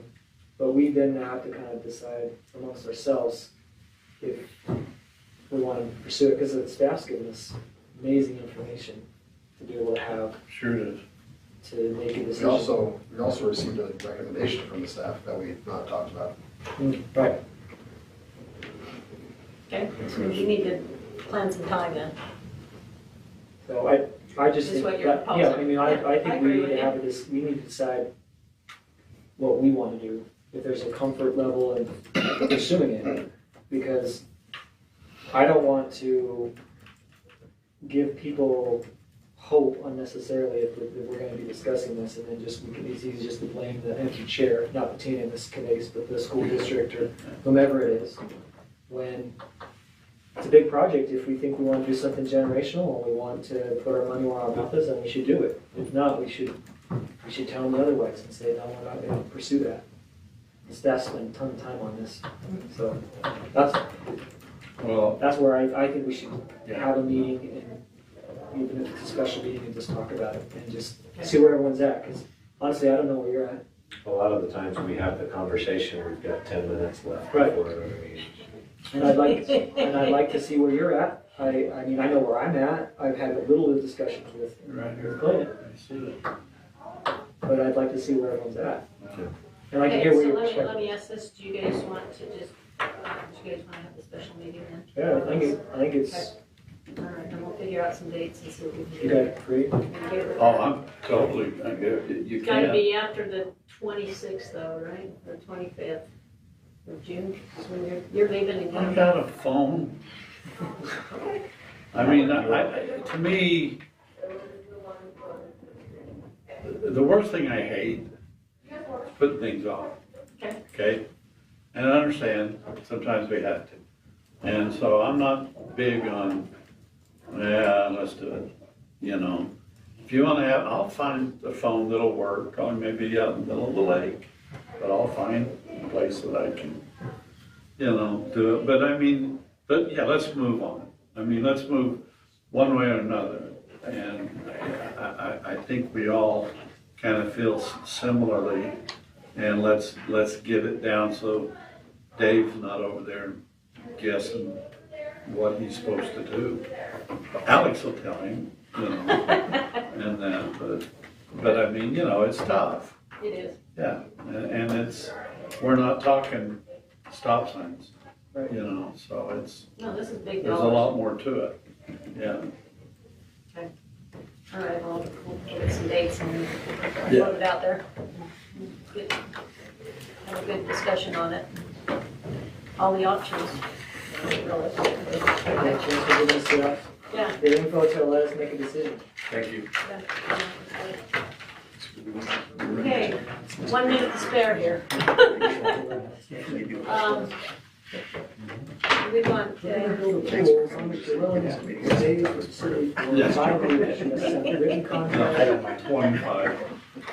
25 years. we want, I was gonna say, do we want to be on time or continue? I mean, you guys good? I mean, I was gonna bring up, you know, some the Pottsville options we could do. Let's get her done. Okay. If people are out there mad at us, point to me. We can come in. Okay. I would rather keep the meeting on time and come out. Yeah, that's what I'm thinking. Here it is, 7 But o'clock, it's up to so, you. yeah. As long as we get her done. Okay. Bettina, okay to come back in after?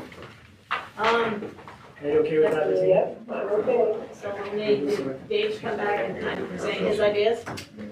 Oh, That'll be awesome. I'm Dave. The other Dave. It's like when somebody says, hey, Dad, next 10 people turn around. Yeah. Okay.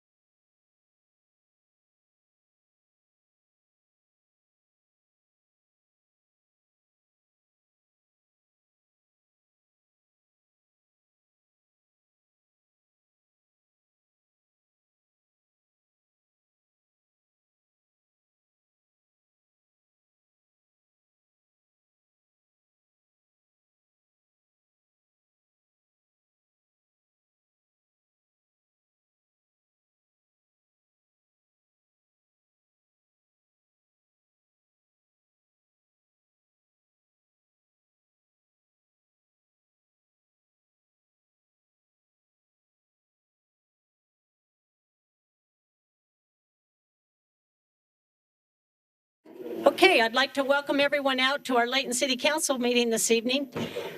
Tonight, the date is June 15th, and tonight we've got a very special, I think, presentation. As I've mentioned in the past, we take turns on who's going to say the prayer and pledge or for that month or conduct it. And those of you that watched our council meeting last time, we had a very special group that was sitting in the audience, which was some very young scouts from Troop 27G.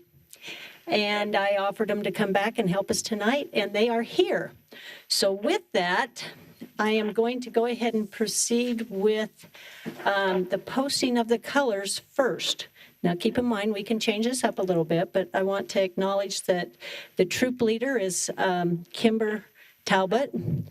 The troop members is Preston Talbot, Kara Talbot, Kinsley Talbot, excuse me, I already said that, Lincoln Talbot, and Carolyn Young tonight. So with that, I want to go ahead and turn the time over to this young troop to post our colors. So those in the audience, if you would please follow their instructions.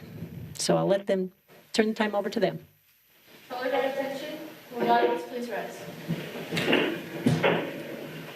Color guard forward march. Please make a proper hand salute.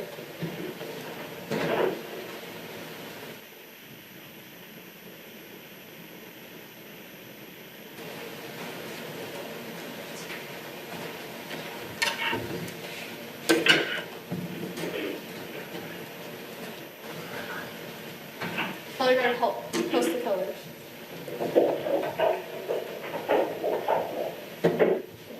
Please repeat the Pledge of Allegiance with me. I pledge allegiance to the flag of the United States of America and to the republic for which it stands, one nation, under God, indivisible, with liberty and justice for all. 2.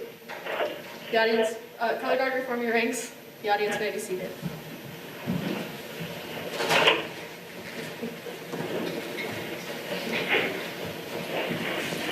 That was very impressive, and thank you very much.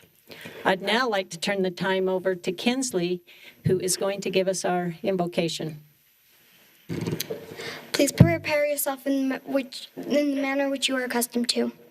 Our dear Heavenly Father, please bless that we all can have a wonderful time here, and that we will find some solutions to some problems, and that we'll all have a good time, and we say these things in Jesus Christ, amen.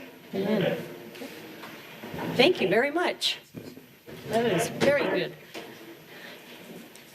And if you kids want to stay through the whole meeting like you did last time, you're more than welcome. If not, you can also excuse yourself. But I do appreciate you coming back and sharing your patriotism with us here this evening, because that just bodes well and gives us great confidence in our future.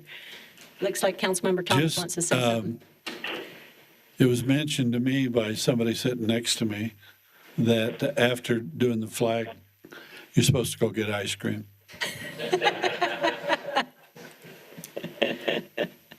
And you're buying? Sorry.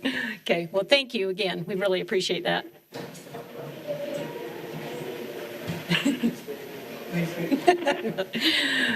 Okay, I failed to mention, and I do want to make sure that those of you that are watching that we do have a full quorum here tonight, and online we have council members Bettina Smith Edmondson, who is actually attending a conference on behalf of the city, but she has dialed in and is part of tonight's meeting as well. So with that, council, I'm going to turn the time over and see if anybody has any municipal announcements. Parks and Rec has a lot going on in the next month and a half. July is a big month, coming up with, starting off with Liberty Days celebration. That will kick off actually on Sunday, July 2nd, with the Voices of Liberty Patriotic Concert. And also at that concert, can you close that door? I think Alex went to go close it. Okay. Also at that concert on July 2nd, Sunday evening, we will honor our hometown heroes in Layton. And on that note, nominations is still open for one more day. Tomorrow at the close of business, we need to have those nominations in. So just looking for residents in the city that have gone above and beyond just living in a city and really helped build a community. Nominate your neighbors, your friends, your family members, anyone that you see that would fit that role so we can give them the honor that they deserve. And then on July 4th, there's a full load of activities from 6:30 a.m. until the fireworks at 10 p.m. You can find that at laytoncity.org in the events tab. And there's also another thing you can register for is the fun run or walk, the 5K until June 30th. You can register day of, but it'll cost more. Until June 30th, it's $20 when you register, but lots of things going on. Breakfast, the Rotary, I believe, serving breakfast starting at 6:30 to 10 a.m.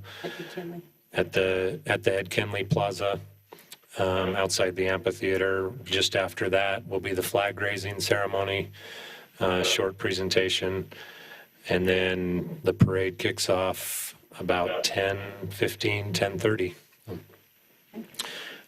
Like I said, go to laytoncity.org and find the full list of events of all the happenings. Okay. Very good. Thank you. I know typically, Mayor, I do have Councilmember Smith Edmondson usually has some comments, and I'm sure she will tonight, so I'm going to go ahead and acknowledge her at this time.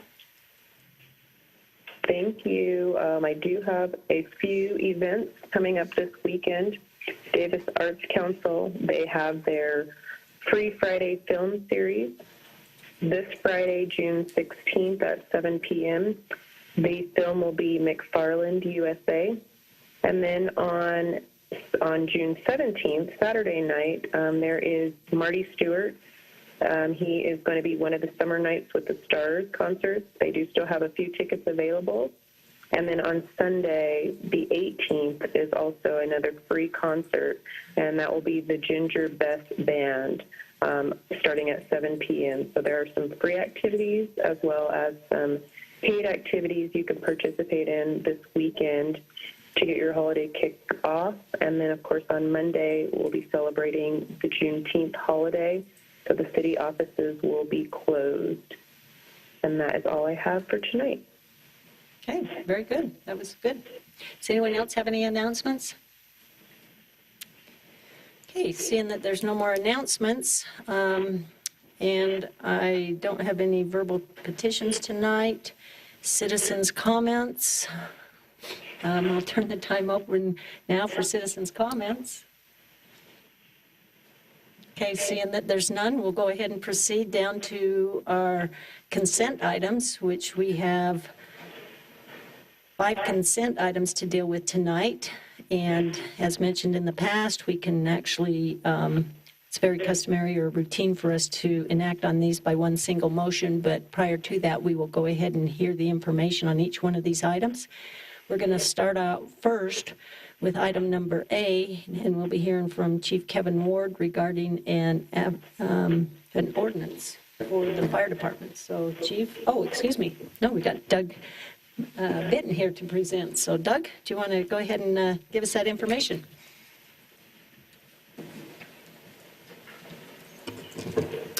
Thank you, Mayor. Doug Bitton, Layton City Fire Marshal.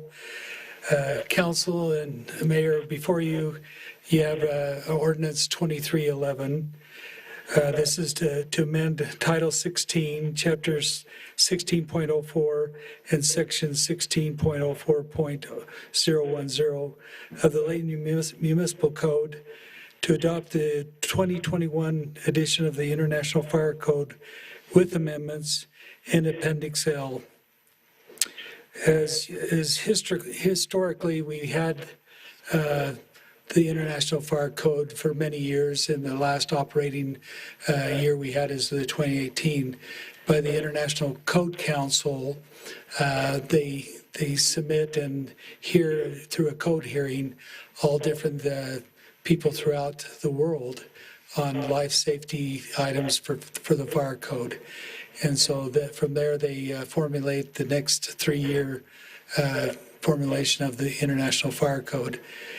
And through our legislative efforts this past legislative season, they passed the 2021 International Fire Code with the state amendments.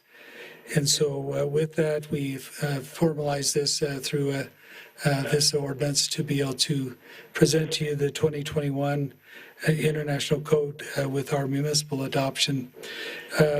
We went through the our amendments for Layton City amendments and did some language cleanups and a few numbering changes just to follow suit for what the 2021 International Fire Code did identify.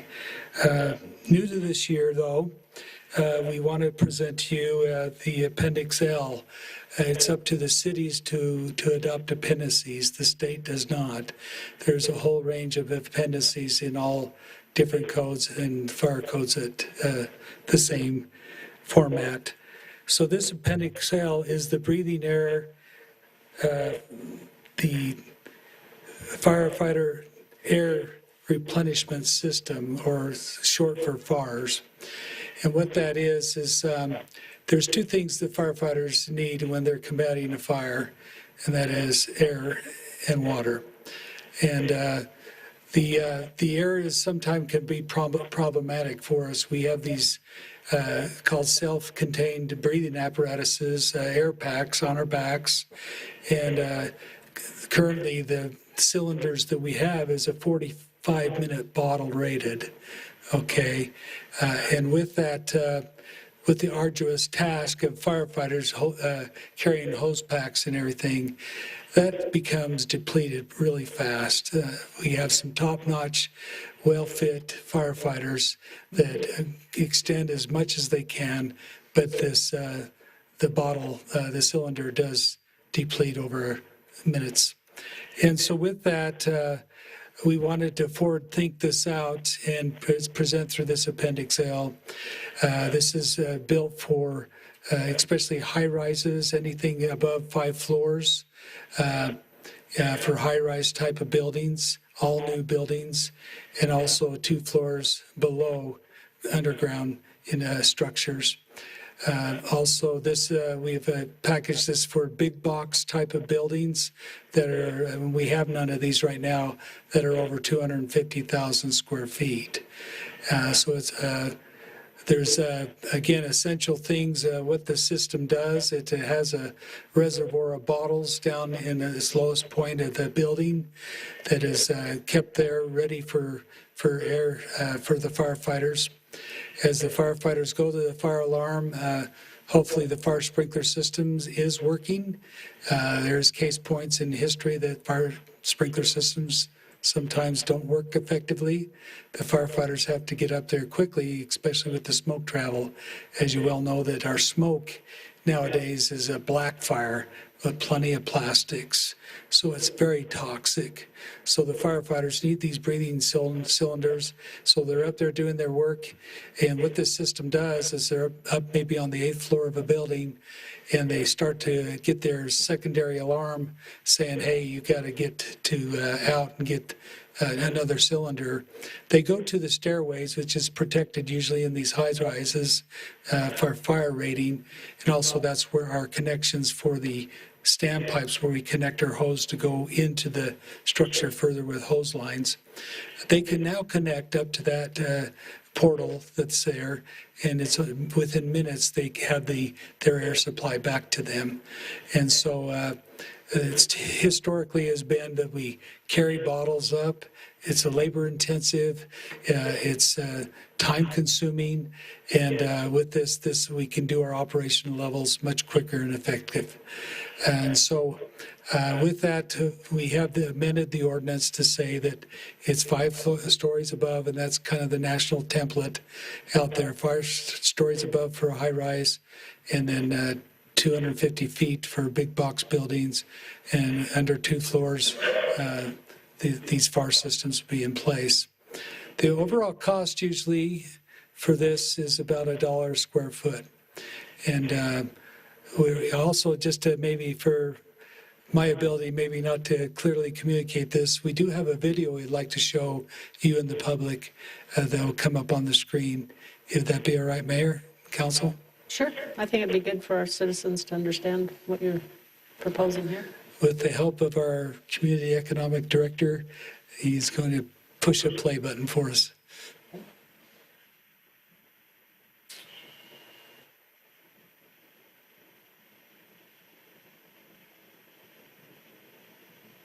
Firefighters need 2 things to fight fires: water to extinguish the flames, and air so the firefighters can survive in a toxic, smoky environment. Before buildings were equipped with water standpipes, firefighters carried water to a fire in buckets. That changed in the 1850s. But up until recently, supplying air in big buildings was still done the old-fashioned way, by hand. Firefighters had to carry replacement air bottles up numerous flights of stairs in a high-rise, or deep into large horizontal structures like warehouses and tunnels. It's a slow, labor-intensive task, taking crews away from fire attack and search and rescue operations. And when seconds matter, running out of air can be fatal. The solution? Firefighter Air Replenishment Systems, also known as FARs. FARs are a building-installed standpipe for air. With FARs, firefighters can refill their air bottles in 2 minutes or less under full respiration at fill stations located throughout a building. In a high-rise, fill stations are located in stairwells and go all the way to the roof. In a large horizontal structure, like a warehouse or a supermarket, fill stations are located throughout a building next to the water standpipes. The same is true in an underground tunnel structure, like a subway platform. The open space design of these large horizontal structures allows smoke to accumulate quickly, making visibility poor. It's easy to become lost and disoriented. With FARs, firefighters can simply follow their hose lines back to the water connection to find an air refill station. In all large structures, whether vertical or horizontal, FARs are a much faster, safer, more reliable way to resupply air and avoid the poisonous effects of smoke. Jurisdictions in 20 states now require FARs, and fire service experts are calling FARs a game changer in firefighter life safety technology. Our firefighters deserve every chance to go home to their families at the end of the day. Firefighters deserve FARs.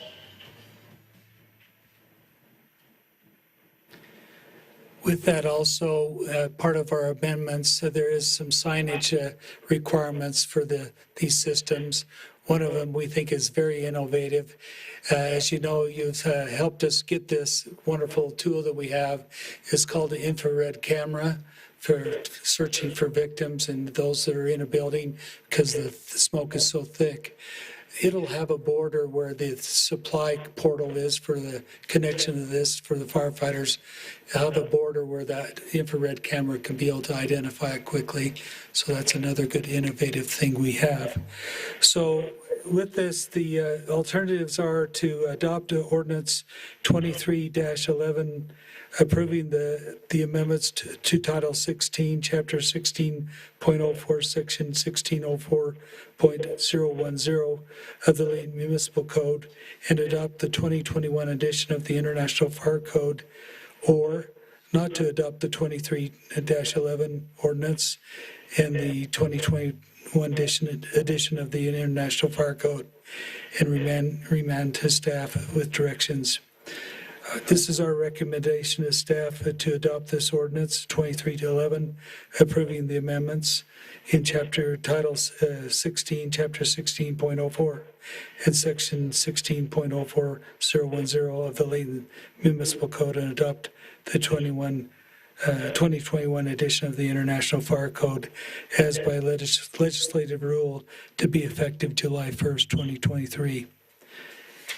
This effective date is in accordance to the Utah State adopted Code 15A 5-103. Any questions that you might have, Council or Mayor, regarding our ordinance proposal? Does anyone have any questions? Mayor, I have one, if that's okay. So you mentioned above 5 feet, and then you mentioned not 5 feet, above 5 floors, and then you mentioned 5 floor, or 5 and above.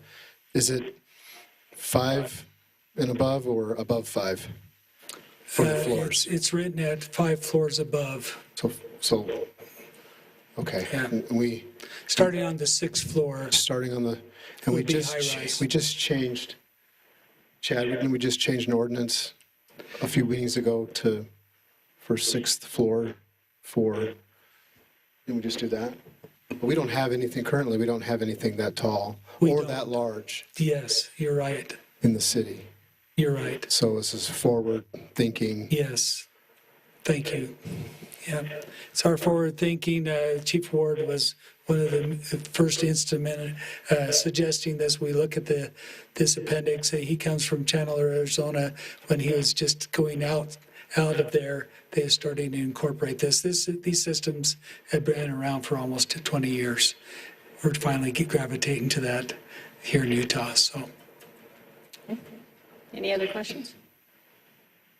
Okay, thank you. We really appreciate that. We'll, I guess, take action on this once we hear all of the consent items. Thank you. Okay, up next is a land conveyance agreement between Layton City and Britannia K and C. Brian Arby. So Mr. Chad Wilkinson will be presenting items B, and actually he'll be presenting C and D as well. So go ahead. Yes, thank you, Mayor, Council. This first item, item 5B, is Resolution 2332. This is a land conveyance proposal.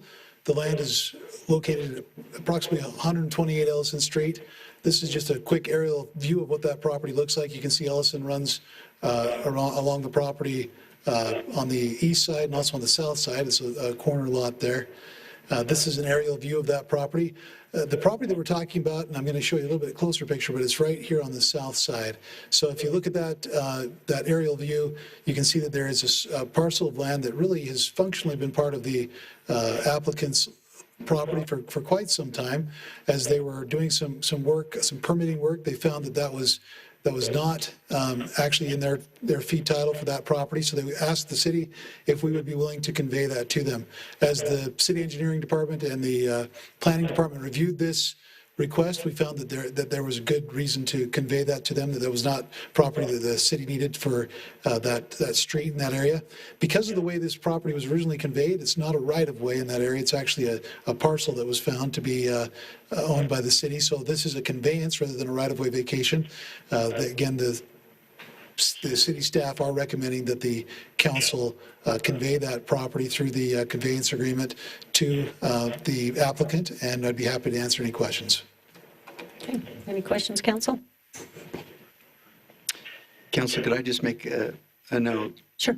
That in the course of your motion, find that it's an insignificant parcel of property as one of your findings. In other words, it's not able to be built on. It's used for anything, yeah. Right. Yeah, thanks, Gary. In your staff report, we mentioned that this is an insignificant parcel. What that means is that this is not a parcel that meets certain criteria in our city code. The main point of that being that it's not a developable parcel that somebody else could do something else with. So, if anything, it would just cost us to maintain it. So, yeah, I get it. Okay.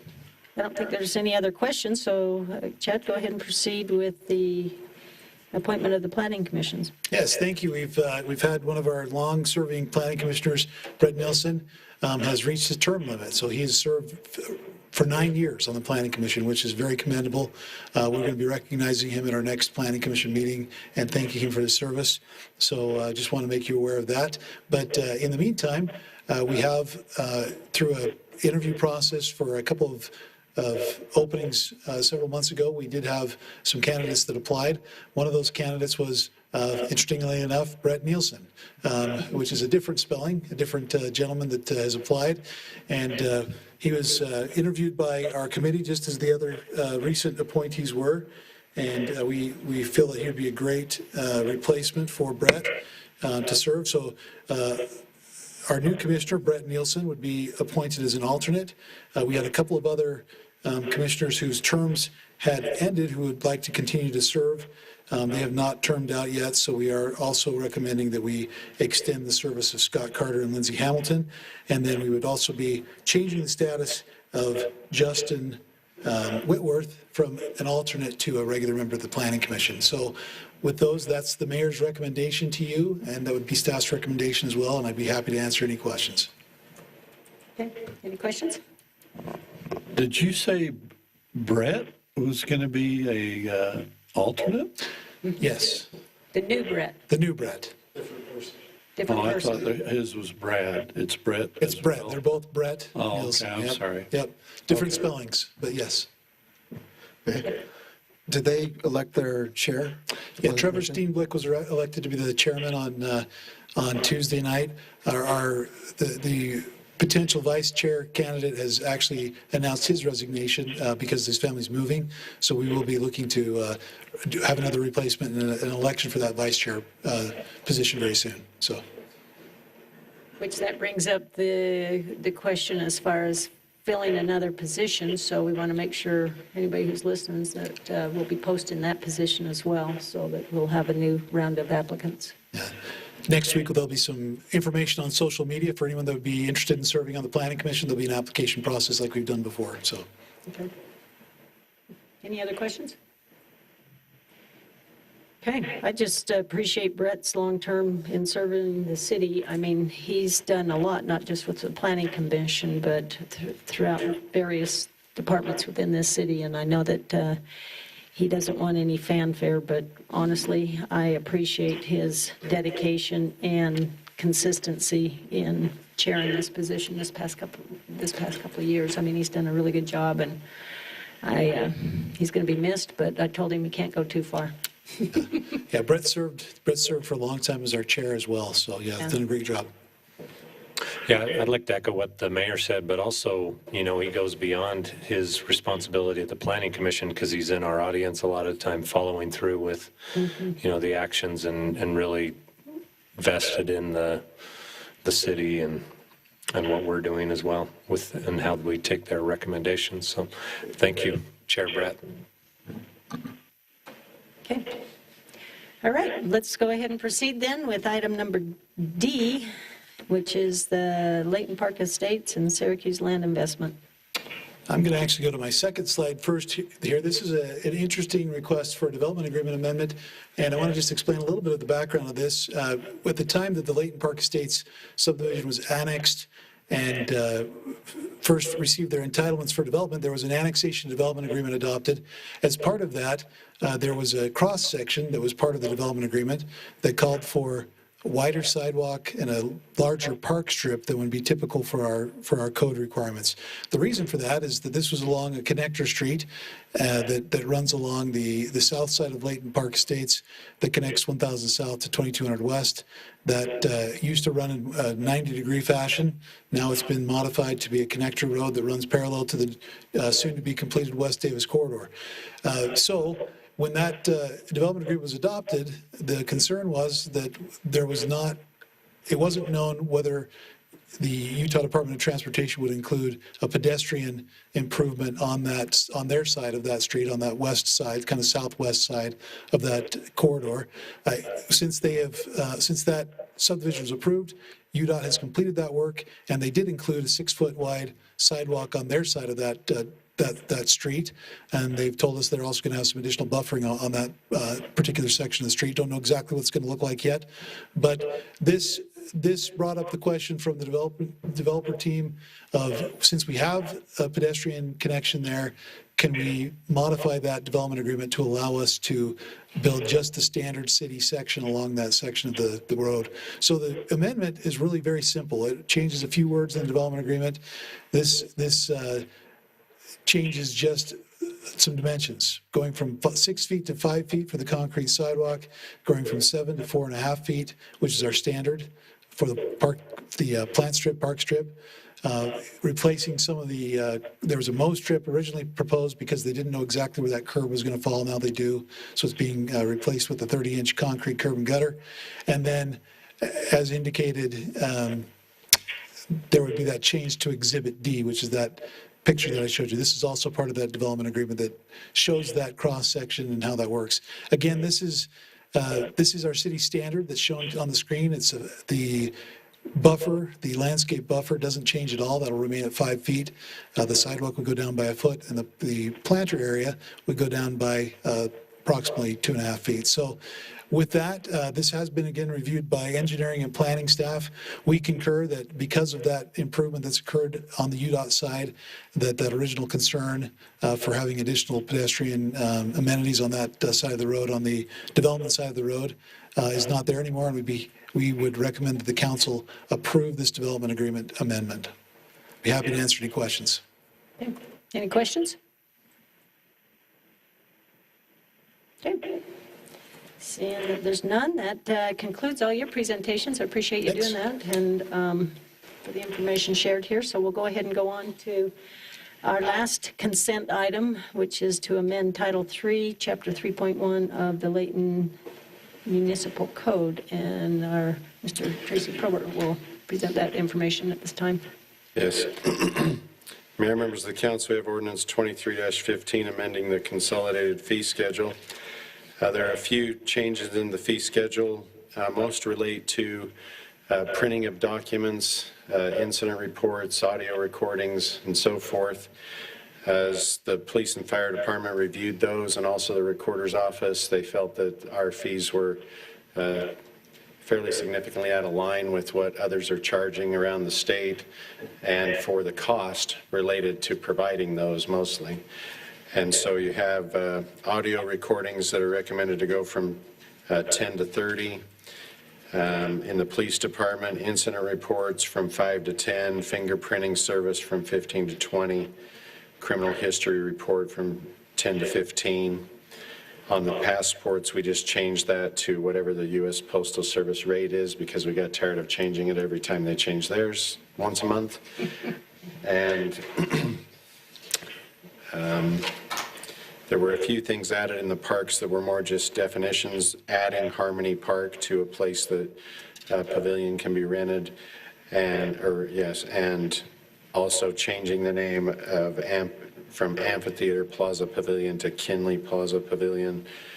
And then on the very last page of the changes, the price for streetlights, which we supply the streetlights, but the developers pay for those as part of their permitting process, and that price went up significantly, and so we've adjusted those prices based on what we pay. So, you know, there's not a profit built into those for the city or anything, it's just a cost that we have. Are there any questions about any of those changes? Any questions, council? Okay, very good. Well, that concludes our consent items, so I'll turn it back over to the council then to go ahead and take action on the items presented. And whoever's going to make the motion, if you could please state the ordinance. Reference? Hello? Sure, I'll take a stab at it. Okay. Madam Mayor, I'd make a motion that we amend the consent items, starting with item A, ordinance 23-11. Is that two different, because we're adopting that, we're amending, but we're also adopting the International Fire Code. Is it all one? Is it all included? Okay. Item B, involving a land conveyance of insignificant value. Is that a right statement? Insignificant parcel. An insignificant parcel between Layton City and Britannia K and C. Brian Arave. Resolution 23-32. Item C, Resolution 23-33. Item D, Resolution 23-31. And item E, Ordinance 23-15. Okay, it's been moved and seconded that we adopt the consent items as presented. All those in favor, please say aye. Aye. Any opposed? Aye. Okay, there you have it. We actually have Bettina's vote as well, so it's unanimous. Okay, thank you, council. We'll now move on to our public hearing portion of our meeting, and this is actually an extended public hearing. We've had it open now, and so we're going to turn the time back over to Mr. Tracy Probert to present the amended budget for the fiscal year 2022-2023. Thank you. So first we'll cover 2314, amending the budget.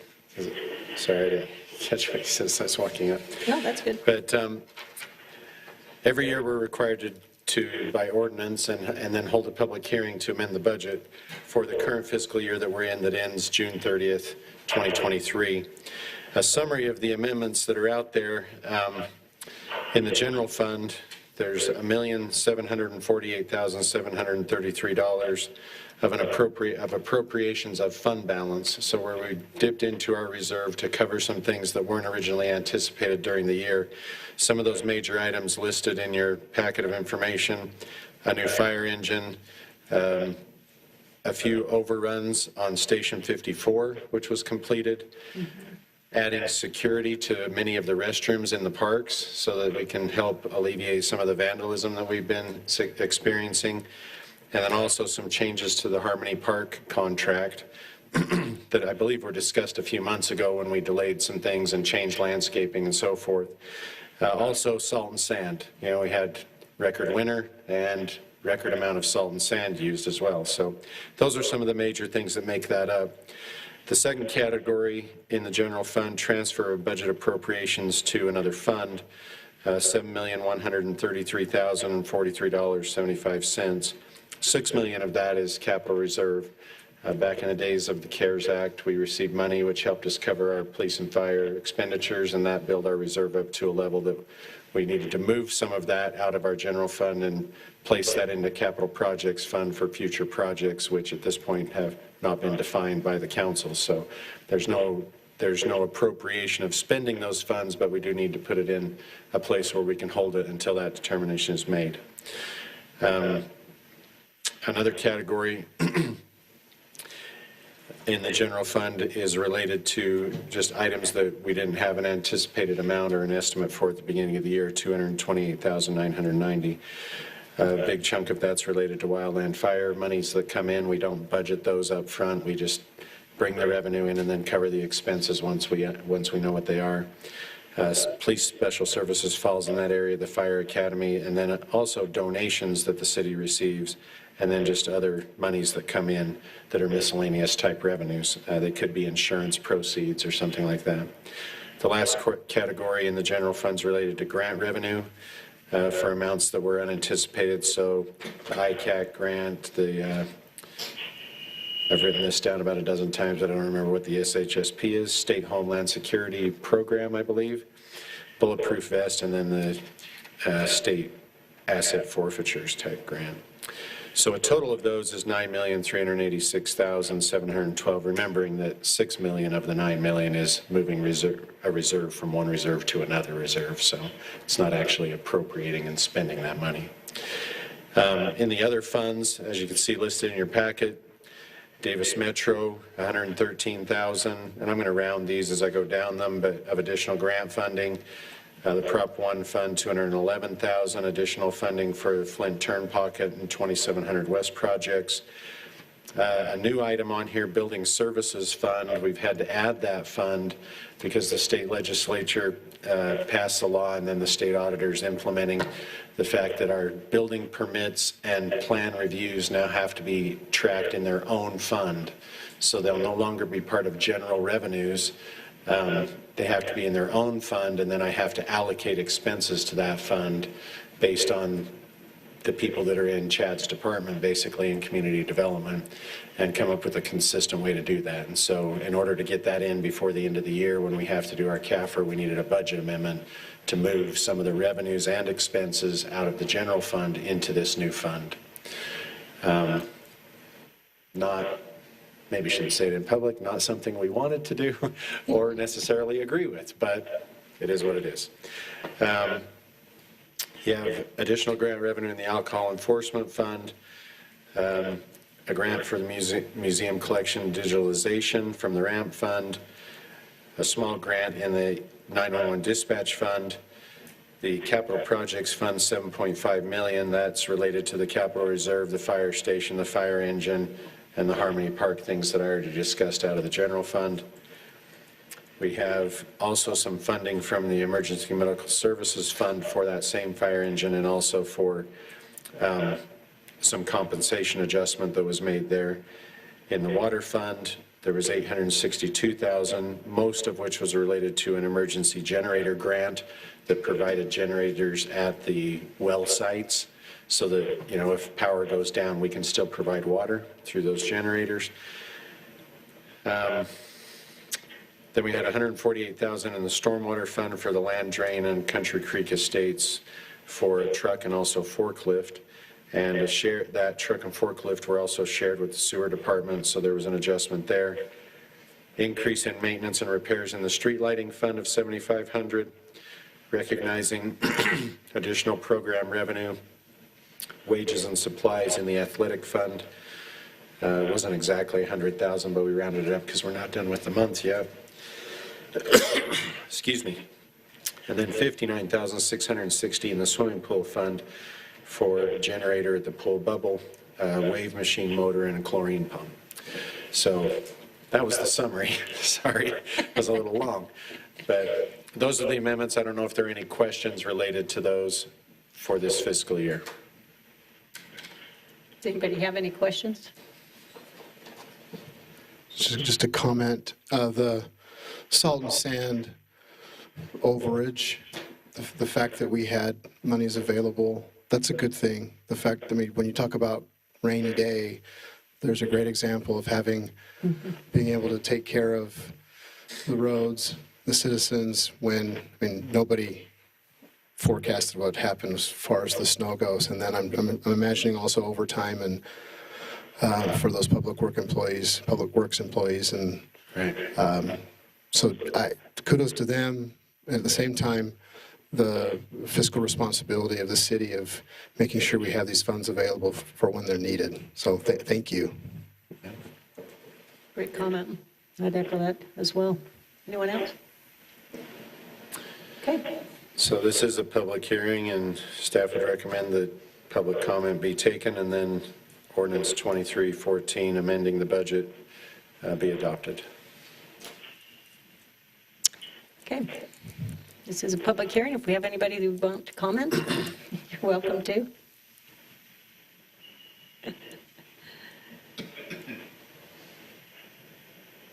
Okay. We can go ahead, and we do not want to close this public hearing, but Gary, we could go ahead and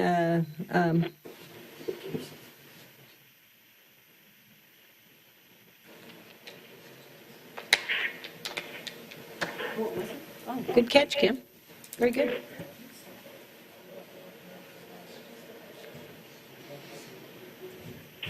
Okay, so let me just kind of let everyone know. So we have a discussion here. We were, I was under the impression that we opened the public hearing last time when we had talked about the amendment, but apparently we didn't. So with that, then I do need to bring this back to the council and ask for an opening of the public hearing regarding the amended budget for the 2022-2023 fiscal year.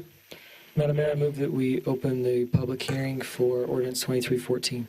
Second. Okay, it's been moved and seconded.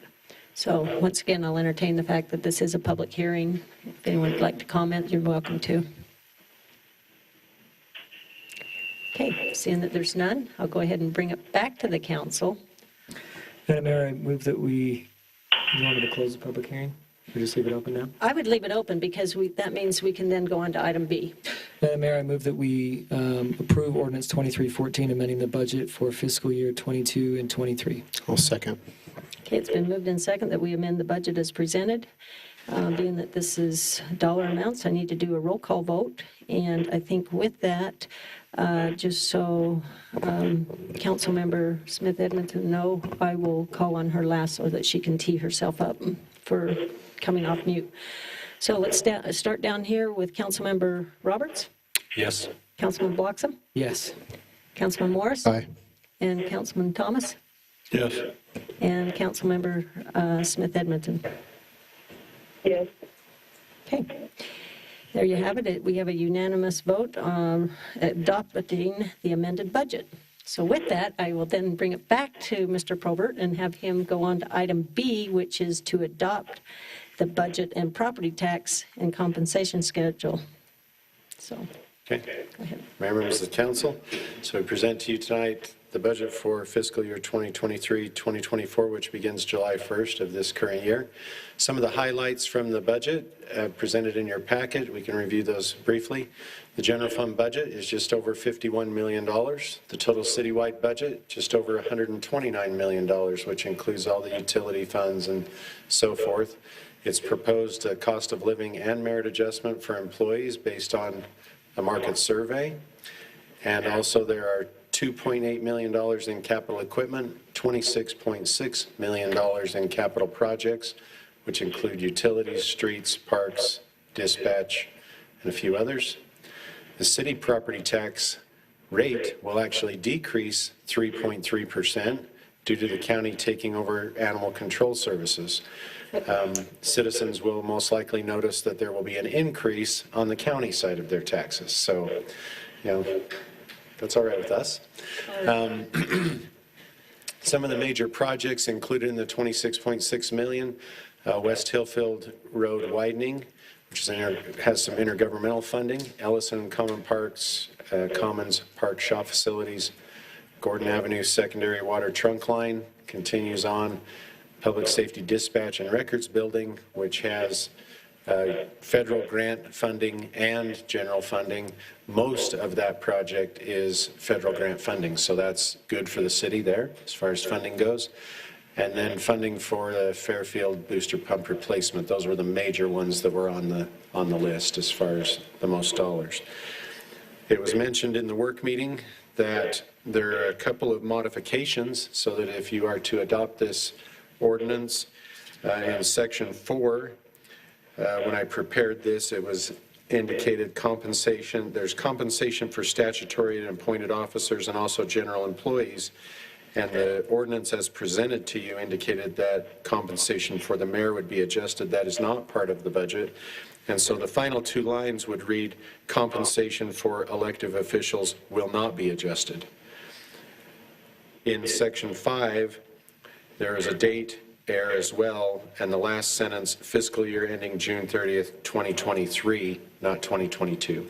So when you adopt the ordinance, my recommendation would be with those two modifications. Are there any questions related to the budget? Any questions? Everyone. The certified tax rate, what will that, do we receive that? Yeah, the certified tax rate as stated in the ordinance is 0.001221. And like I mentioned, that's 3.3% lower. They do allow us for new growth, so there was some increase for new growth, but overall 3.3% lower than the prior year. Okay, thank you.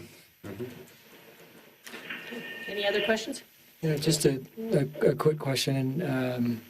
So if city property tax rates decrease by 3.3%, and we were thinking that we're going to be held harmless from that because that's what animal services were costing, or are we going to have some sort of shortfall in the next year?